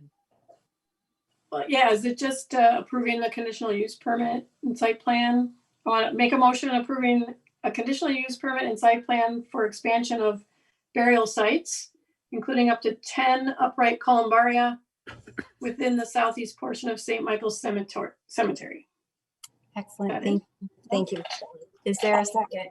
I'll second it. Okay, thank you, Connie and Adam. Madam Mayor, Councilmember Hanson, Aye. Councilmember Carlson, Aye. Councilmember Dahl, Aye. Councilmember Gilmore, Aye. Mayor St. Orders. Aye. That's all. Thank you very much for joining us this evening. And looks like it will be a nice addition. Thank So, you. Thanks, everyone. all right, so that takes us to item number 2 under new business, which is to just discuss this evening an update on municipal water demand, usage, upgrades, and conservation. There is not action to take on this item tonight, but we are going to learn more from Matt. Madam Mayor, members of the council, a couple months ago, I had presented some concerns about the upper zone needing or high usage demand, where we have all our mechanical pumps running at the same time, and it's become an issue for us supplying water up there. So council asked to put together a kind of informational packet and also include some conservation measures along with potential mechanical upgrades that would be needed. And so I put together a PowerPoint presentation for you.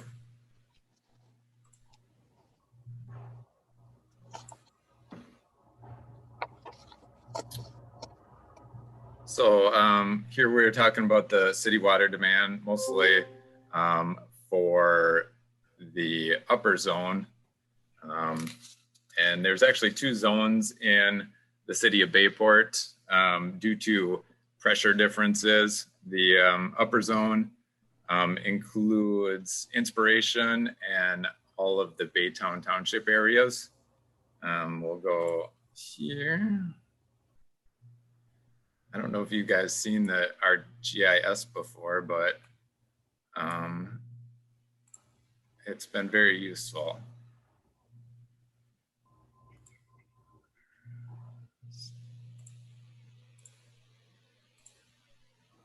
Okay, so the lower zone is essentially downtown Bayport, including the new fire hall, and kind of encompasses this area right here. And then the upper zone, which is, so one water tower feeds the lower zone, which is in Inspiration, which seems counterintuitive, but it is. And then the upper zone is fed by a water tower out in Baytown Township. And the upper zone includes Inspiration, some of Emerald Falls, St. Croix Prep, and Miller Farms, Autobahn.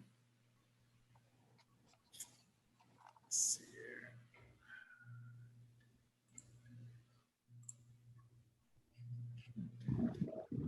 Oh, come on, where's my screen? GIS. How come I lost? Yeah, Matt, I'm still seeing now I can see the GIS. There we go. That's, Yeah, Oh, really? yeah. yeah. Yeah, we How didn't did I before. lose that? Okay, sorry about Fine, I that. think What did you see before? we were First- just the seeing the first water slide. zones, the upper and lower, you know, your first Oh, the page of that. your Okay, I must not have hit share. PowerPoint. Okay, so anyway, the lower zone is essentially downtown Bayport, and then the upper zone is Inspiration, St. Croix Prep over here, Miller Excavating, and then Miller Farms and Autobahn. So those are the 2 distinct areas.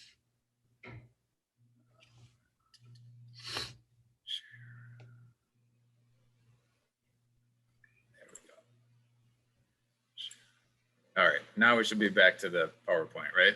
Yes. Yep. Yeah. And so the reason you're dividing the two is one is served by a different water tower than the other?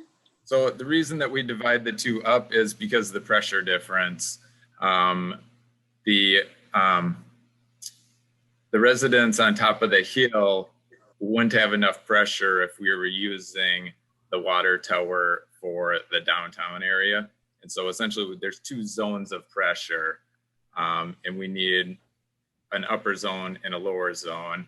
While everybody is connected, the water from the upper tower does not feed the lower downtown area because it would create too much pressure essentially for this area.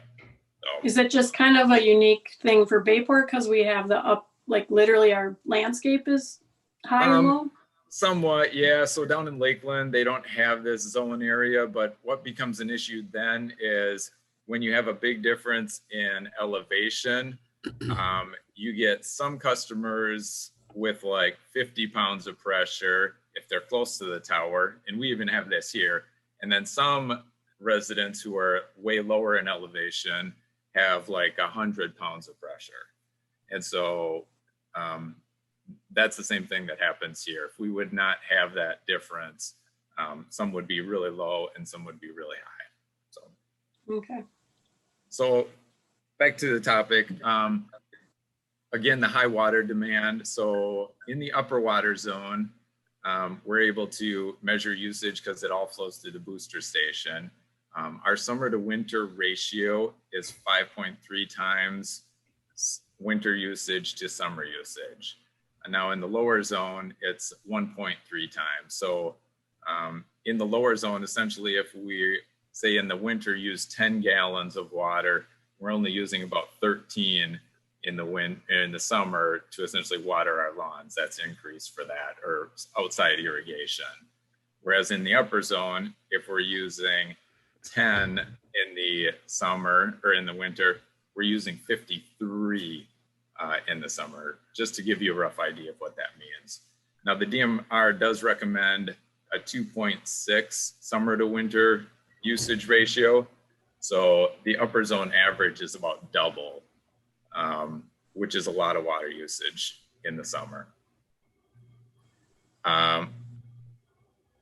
So here you can tell, this is upper zone residential water usage. And so we just wanted to see over time, put together some numbers to see about the demand for residential usage. As you can see in the first quarters, so there's green, 2017, 2018, 2019, 2020, and they're listed by first quarter, second quarter, third quarter, so you can compare.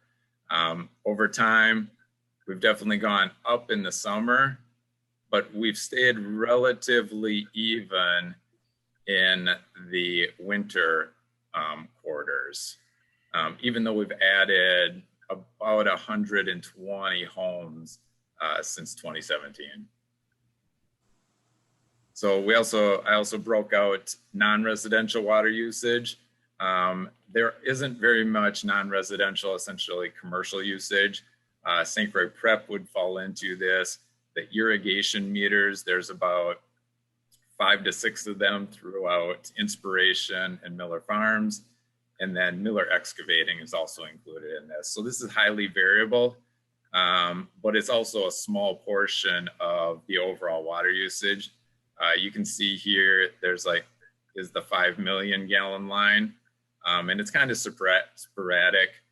Whereas in the residential water usage, the highest one is essentially 25 million gallons. So for this, we're kind of focused on the residential properties. So with that usage, I wanted to see if per capita usage has actually gone up with the increase in houses, and it's actually stayed roughly the same. Even with the increased number of houses, water usage per household has not really gone up at all. So it's just that we're increasing the number of houses. So a couple of special considerations for these. If we look back on the irrigation one for non-residential or non-residential water usage, this third quarter in 2018 here that jumps way up, this is when St. Croix Prep added their irrigation meters for a couple of their fields that summer. And so there was a high usage there just to get the field started. Then also 2019, if you look here, it's always a low year in 2019, both for non-residential and residential. That was an extremely above average wet year. In fact, all of these years, 2017, 18, 19, and 20 have been either like 19 way above average or slightly above average. We've never really had a drought year with any of this occurring. So, in fact, we've never had a below average precipitation year. All the years also include about an average of 40 new houses going in. So the note here that we would like to reiterate is that usually when a new house goes in, they also have sod going in. And so the sod is allowed to be watered 3 times a day on these properties. So that is definitely a significant amount of irrigation being used. And that hasn't been really accounted for because we have, we don't have a year where there hasn't been new houses going in lately. Can I interrupt just for a minute, Matt? Are you saying they're watering sod 3 times a day or 3 times a week? 3 times a day. So 3 times a day to make sure that it stays wet and make sure that the roots take. That's the, I've seen it multiple places. That is the recommendation for about a month to 2 months, depending on how warm it is out. So if you put it in the middle of summer, you're likely doing it for at least 2 months. So. Okay. Yeah, they go through a lot of water out there. Yep. So we also took a look at potential future development. I know we've talked about the villas of inspiration. There are about 22 lots left there. All those will have irrigation systems, although those are smaller lots than what the other inspiration lots are. So that's probably not going to be a significant amount of water. The Hills of Spring Creek, this is the Kehanis property that has been talked about. The developer has requested municipal water connection. However, the city staff has recommended to them that they somehow include, if they're going to ask us for a connection, that they would be required to utilize some type of stormwater pond reuse system for their irrigation. We've been told that they are including that in their development plans, but we have not seen a set of plans for that yet. Currently, it's in the preliminary stages. Prelim plat has been approved at Baytown Township for that connection. There's some residential connection or residential development in Baytown yet. There are about 64 acres around the Baytown Tower that was, the property owner was, he essentially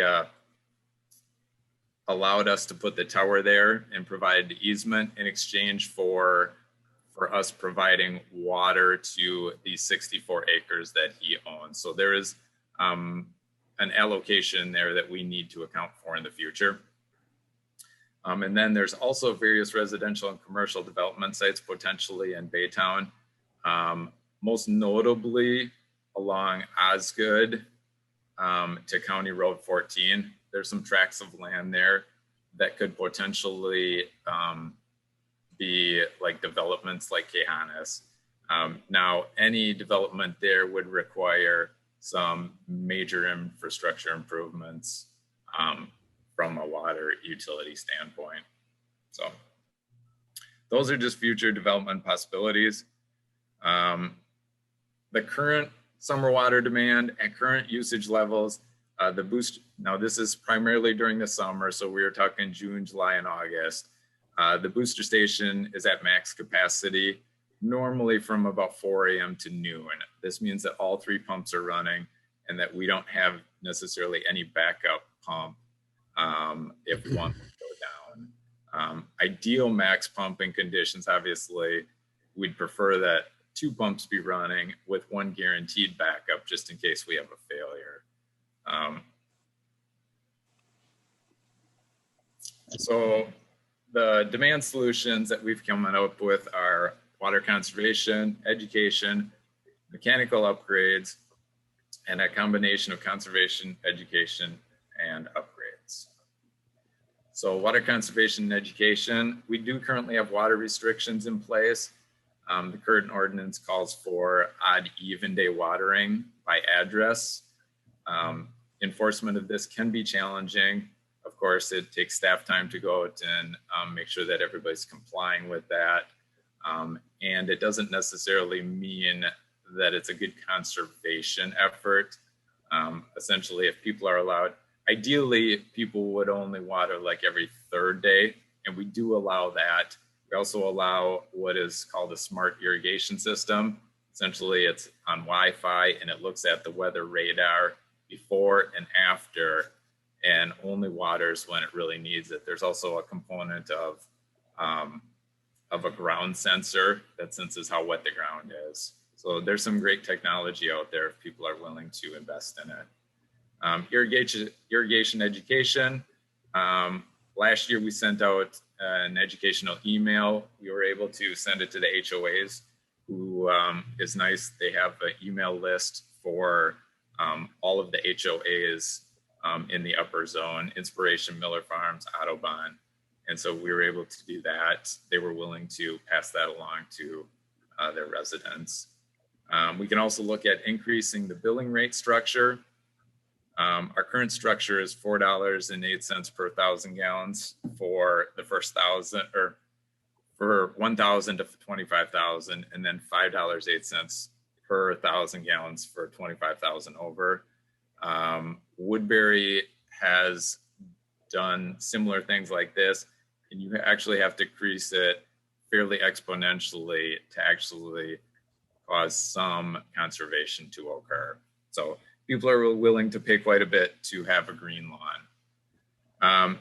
Our other suggestion would be meet with significant water users, essentially different user times. This will likely be done with some of the commercial properties like St. Croix Prep and some of the irrigation systems in Inspiration. The mechanical upgrades breakdown, I think I've went through this before in my first little presentation, but we can definitely go through it again. So current demand would be met with the ability to have a 3rd pump as backup with the following breakdown. Essentially, we would upgrade all three pumps to 40 horsepower pumps. That would increase our gallons per minute output from 750 gallons per minute to 1,200 gallons per minute. So essentially what that would do is allow 2 pumps to pump the same as what we are currently pumping with all 3 pumps. The cost breakdown there is as follows. The issue becomes that the current setup is not conducive to having 3 40 horsepower pumps. So there's a lot of costs associated with it. The electrical wiring would need to be upgraded. The control panel would need to be upgraded, and the electricity would need to be upgraded. The generator, of course, and the pumps, well, the generator and the pumps are both on the CIP. At some generator was this year, and I believe the new pumps were in a couple of years. So the rough estimate for all upgrades, if we were to do it, is about $200,000. So next step that city staff is looking at. So preference would be that the mechanical upgrades be done as soon as possible. But we're looking at holding off until next year to determine potential decreased usage due to that irrigation that we talked about with the new sod. We'll also be reaching out to the top 10 users to see if potential reduction in water usage, and then also some type of conservation efforts with those users. We'll continue to distribute emails to the upper zone users via the HOA emails. And then we may also explore rate study to see what it would do for our water rates, to change it to a different grade, potentially adding like a middle tier or something like that to try and curb some of that water usage. And then we'll also look at updating the 2017 distribution model to reflect the more drastic summer water usage that is occurring. So with that, again, as the mayor indicated, this was more an informative presentation rather than having any direction given. But I'm definitely open to questions. If you have anything, again, we'll be doing a fair amount this summer, and it'll be interesting to see the current usage, especially without some of the demands on watering sod for the new houses. Thank you, Matt. We've talked to quite a few times, periodically on and off throughout the years, about doing that rate study. And so is that currently on the calendar somewhere with our Madam Mayor, yeah, it always seems to get pushed off for other things. Something always else comes up, you know, if it's not a street project, it's something. But we definitely, even our financials from the standpoint of getting a hold on financials and how much money we actually have for projects, it should get done sooner rather than later. So it's been a topic for multiple years that I remember. So yeah, I'm with the mayor. I think we need to try and address that this year and help nip the problem in the bud a little bit. yeah, we definitely and make some money too to help pay for all this. Yeah. Right? Yep. Yeah. Let's Wow. go. This is super eye-opening, Matt. I had no idea. So, I mean, I knew that it was different up there, but that's amazing. So thanks for Great putting all that presentation. together. Yeah. sure. Yeah, nice job, Matt. Yeah, the interesting part is that, you know, there's such a big, it's very unusual to have like a downtown with only like low summer water usage like we have. It's only 1.3 times. I mean, that's almost unheard of. It's mainly because there's barely any irrigation systems essentially down in the lower portion. And people really don't water the lawn because there's also a whole ton of shade trees. So you don't really need to water your lawn. Whereas in the top, you know, there's a lot of wind blowing and there's not many shade trees. So my assumption is that over time we would have a decrease, but we don't really have time to wait for that. So. Well, and we have to be aware of all those other new developments that may be wanting our water. So I can talk to that too. Yeah. So as far as the new developments, you know, with the Kehanna's property, that would probably, that in the property that was allocated around the Baytown Water Tower, those two would be the last properties to connect unless there was some major upgrades to the system. Now, the issue there becomes none of those other properties are probably big enough to, say, fund a new water tower or even a new city well. And so it would become cost prohibitive unless they all pooled together essentially to upgrade that part of the system. So I don't know where that leaves them. So. Well, very good. Wow, that's a lot of water usage, that's for sure. So thank you, and we'll revisit this topic in upcoming meetings. Okay. Right. Anyone else have any final questions or comments on that presentation? Okay, then we'll move along to our city council liaison report. So Michelle, I'll turn it back over to you. And council planning commission, did they cover other topics besides the burial? Okay. Oh, Anything- just that. And I'm still part of the cable commission until we hand the torch over. Since I'm the chair, we haven't elected a new chair yet, but we haven't met either. I do believe the newest citizen rep got a tour of the facilities. I don't think Ethan got in on that, but he's the new cable commission rep. And we'll both be at a Zoom meeting in February to kind of get everything handed over. So. Very good. So Ethan, that's your upcoming responsibility. Anything else on your plate or? Nope, like I said, I'll just, when I get to meet with Michelle and she'll hand it over and go from there, I guess. Yeah. I'm excited. Yeah. Thank you. John.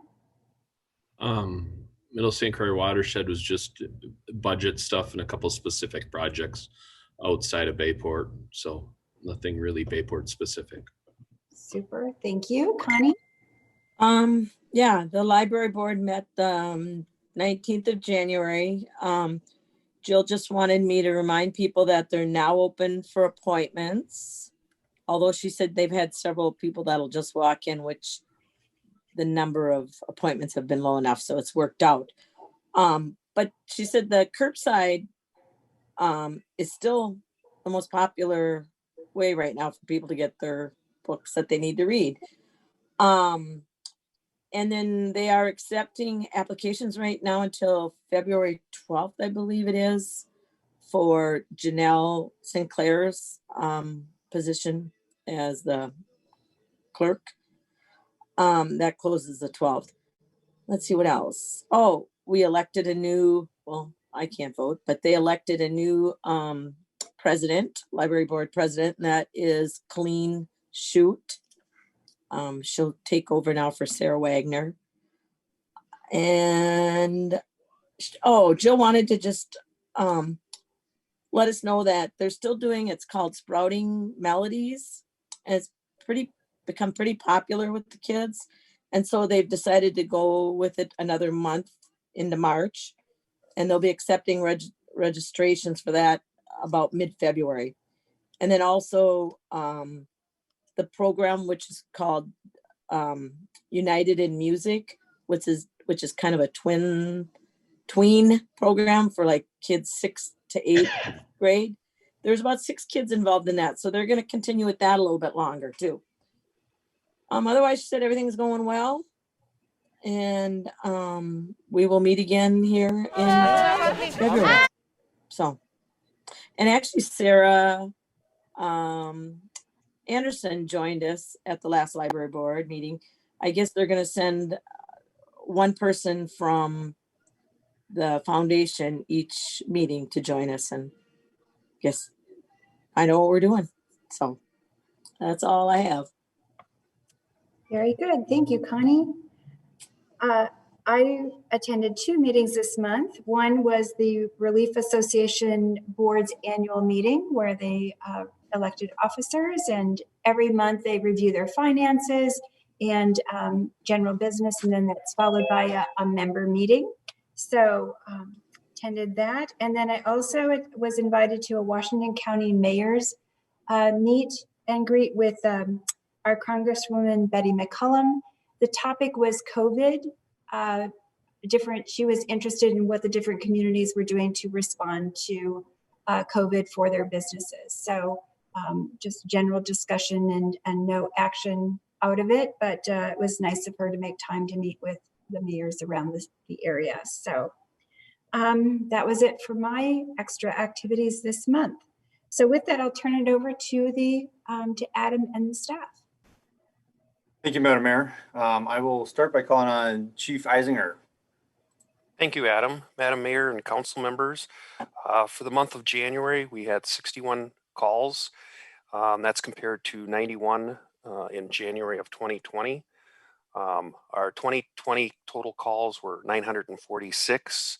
Our monthly drills were forcible entry, fire investigations, and the fire inspections and new plan reviews are ongoing. Our members did complete their second shots last week and first part of this week. They'll finish off. It went well. Just a few of them had some reactions to the second shot.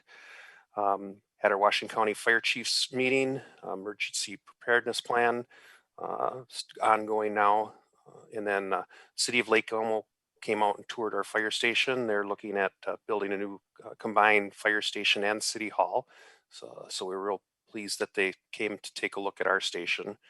And as Mayor St. Or mentioned, we had our annual Relief Association. With that, I'll stand for questions if anybody has any. Any questions for the chief? Very good. Thank you. Chief Eastman, you're up. Good evening, Madam Mayor and Council, and welcome, Councilmember Gilmore.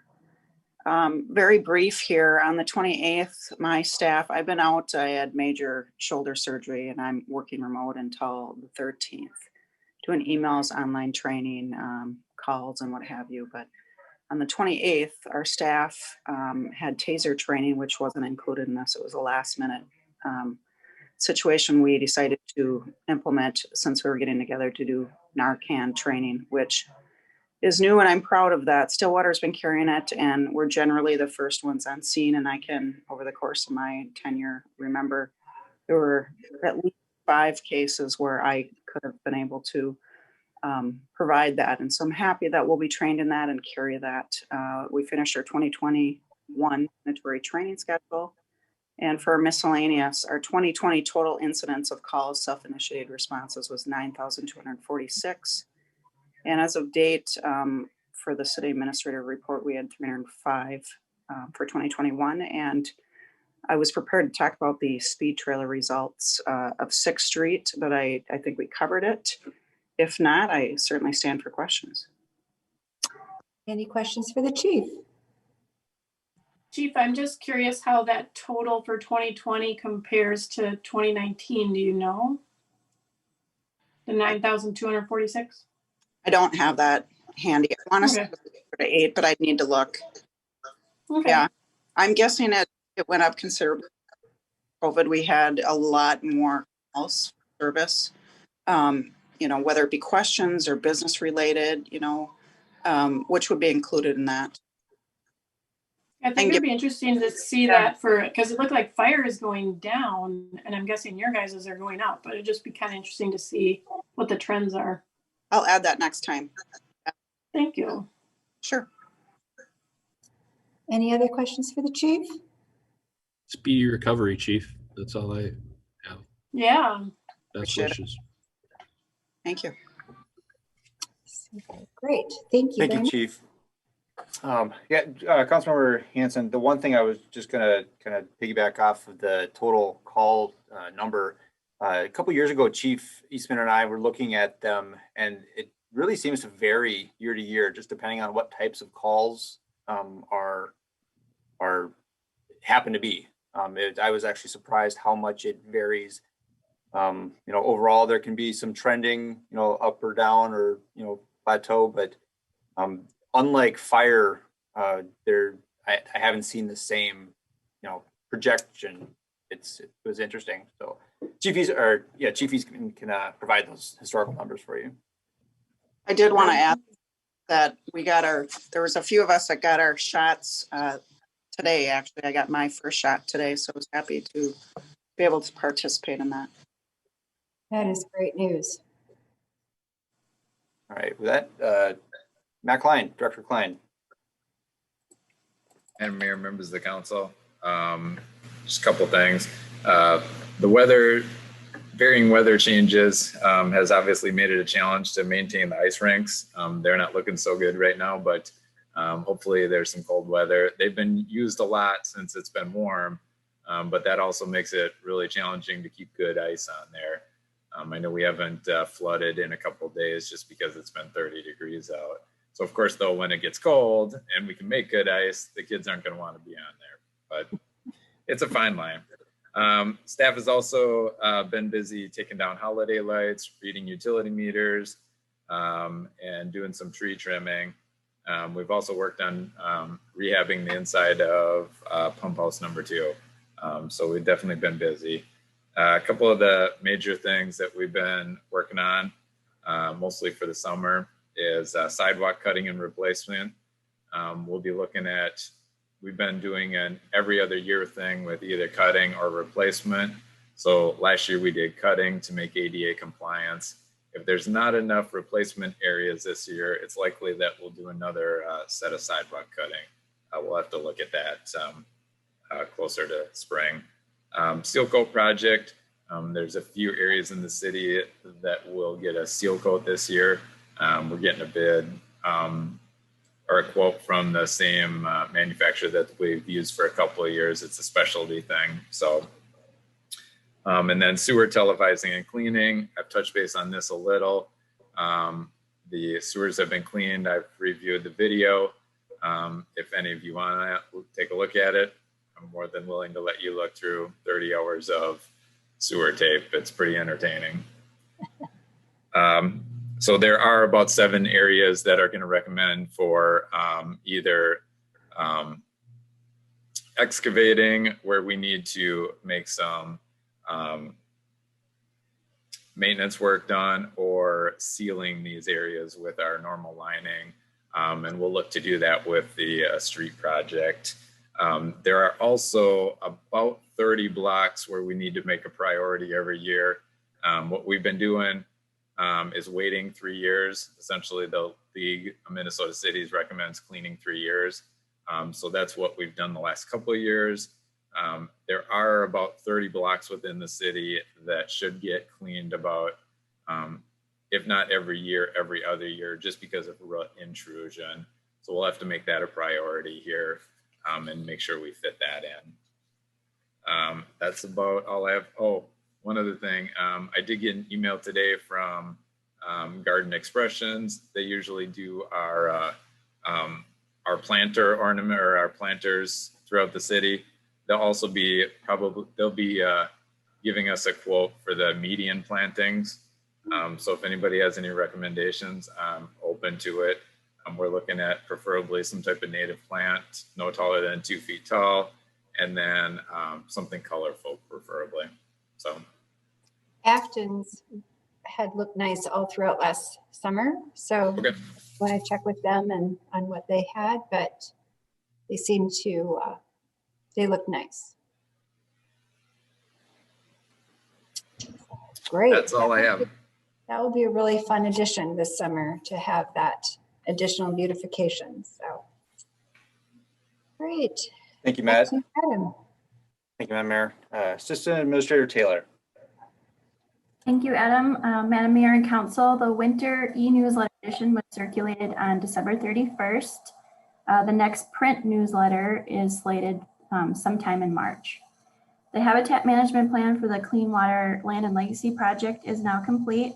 Over the next few months, I'll be pursuing a grant to assist with buckthorn removal and restoring native plant species on the site. And we'll also be working with the Conservation District to develop a bioinfiltration plan for the site. As we discussed, the Planning Commission met on January 25th to review the Cemetery CUP, which was discussed earlier in tonight's agenda. Due to a lack of business, the commission will not meet in February. The conservation easement for the 2 remaining outlots in the Inspiration 3rd edition was approved by the Minnesota Land Trust on January 21st. Staff is in the process of reviewing the final document, and we anticipate this to be presented to the council for consideration in March. Finally, on January 20th, I attended the Highway 36 Transit Technical Advisory Work Group meeting. The focus of the meeting was discussion of the draft technical recommendations in response to transit service types, travel patterns, modeled scenarios, and ridership forecasts gathered from the public engagement they've been doing. And the next meeting is scheduled for mid-February. With that, I'll stand for questions. Great. Sarah? Any questions for Sarah? Yeah, it might have been mentioned to me in passing, or maybe I'm just making it up. Is there an opportunity to maybe bring goats in to help with the brush and buckthorn and stuff on our site down by the river. It's a pretty effective and green way to handle things. Councilmember Dahl, I'm so glad you brought that up. I am so excited about. I will be being too able if to we bring pursue goats in. Matt and Adam constantly make fun of me for bringing that up, but I think it would be a great opportunity to educate the public on the good work that goats can do. And there's a lot of grant opportunities out there for education purposes, to partner with schools and for a learning experience. So I'm super excited now that the management plan is complete to pursue some of those opportunities. So thanks for bringing that up. Good. You have a goat advocate here if you need one. You need to lean on those two guys a little bit. Thank you. Thank you. I want to clarify for the record that we were not opposed to the goats. We teased Sarah about her level of excitement for the goats. I'm pretty excited too, so I'll Okay. take half the teasing that Sarah takes, and it'll even out that way, I think. We supported the goats. We are advocates for the goats as well. So I think they've been using goats up.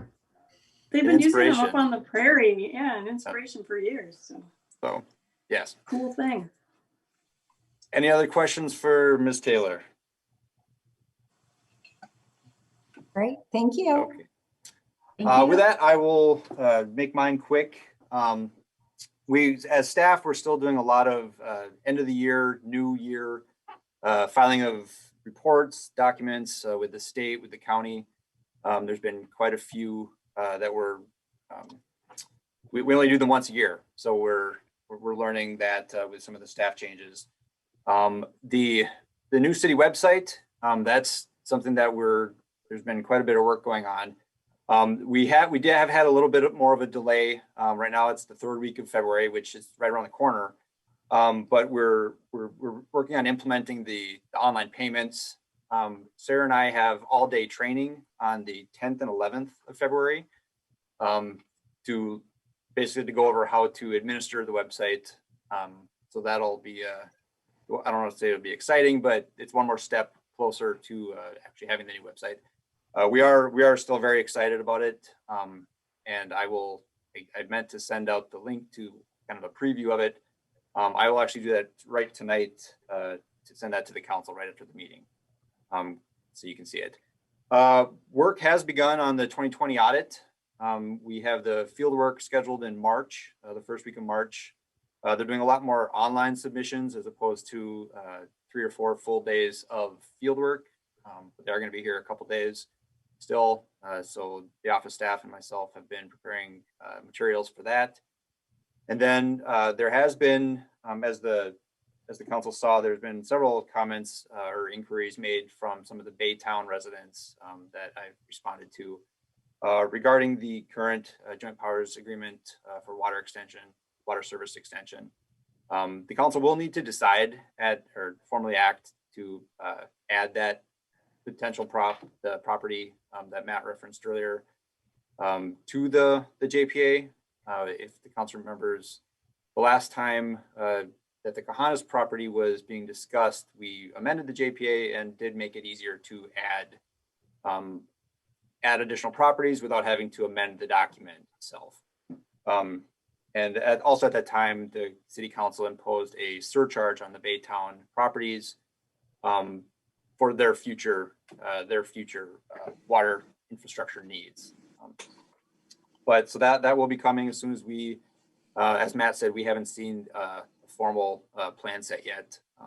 So we're still in the preliminary stages of that. But when that is available, then we will bring it to the city council and discuss the various factors, both the items that the public has brought to our attention, as well as the impact on Bayport.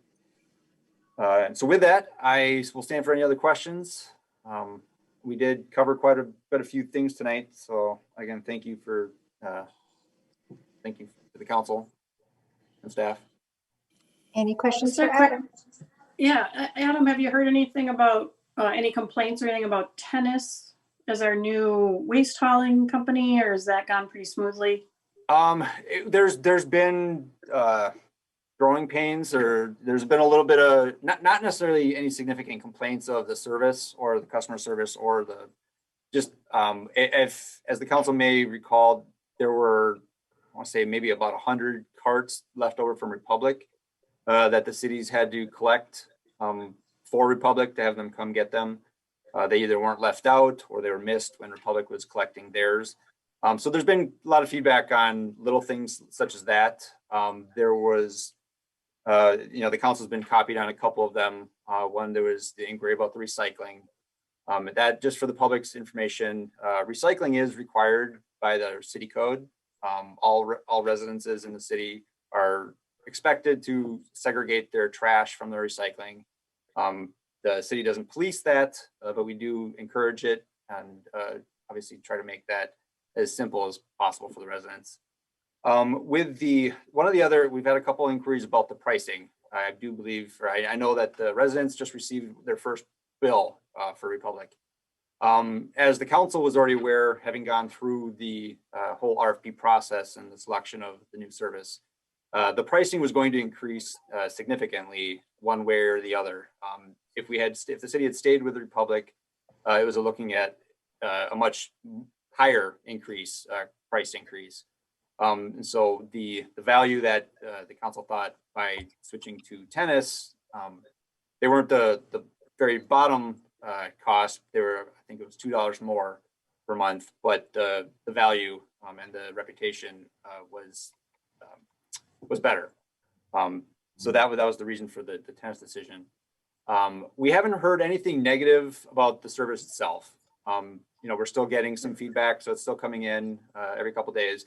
The kinks that we're working through, as far as there's some accounts that we're still in the process of, either they weren't set up correctly or they weren't transferred correctly, getting the right cart sizes. I think there's going to be probably through the first quarter, we'll be experiencing some of those, but there hasn't been brought to my attention any significant complaints of the decision or of the new service. So good. And just for the record, my bill went down $5 for the 2 month period. So you said you said there's going to be significant increases no matter what. Mine went down. So we switched to what seems like is going to be a better, more hospitable company, and my bill was smaller. So far, so good for me. I'm curious though why the city needs to pick up Republic's waste bins that they didn't get the first time around. Is it because our residents didn't do what they were supposed to do, or we don't know? Like if they want their bins, they should go get them. Yeah, well, it's part of it's because we can get it done quicker. It's still I'll say a burden on public works staff to have to go, with their truck to go get a bin or two. But instead of, it's actually better for our roads to keep the trucks from having to drive through every day.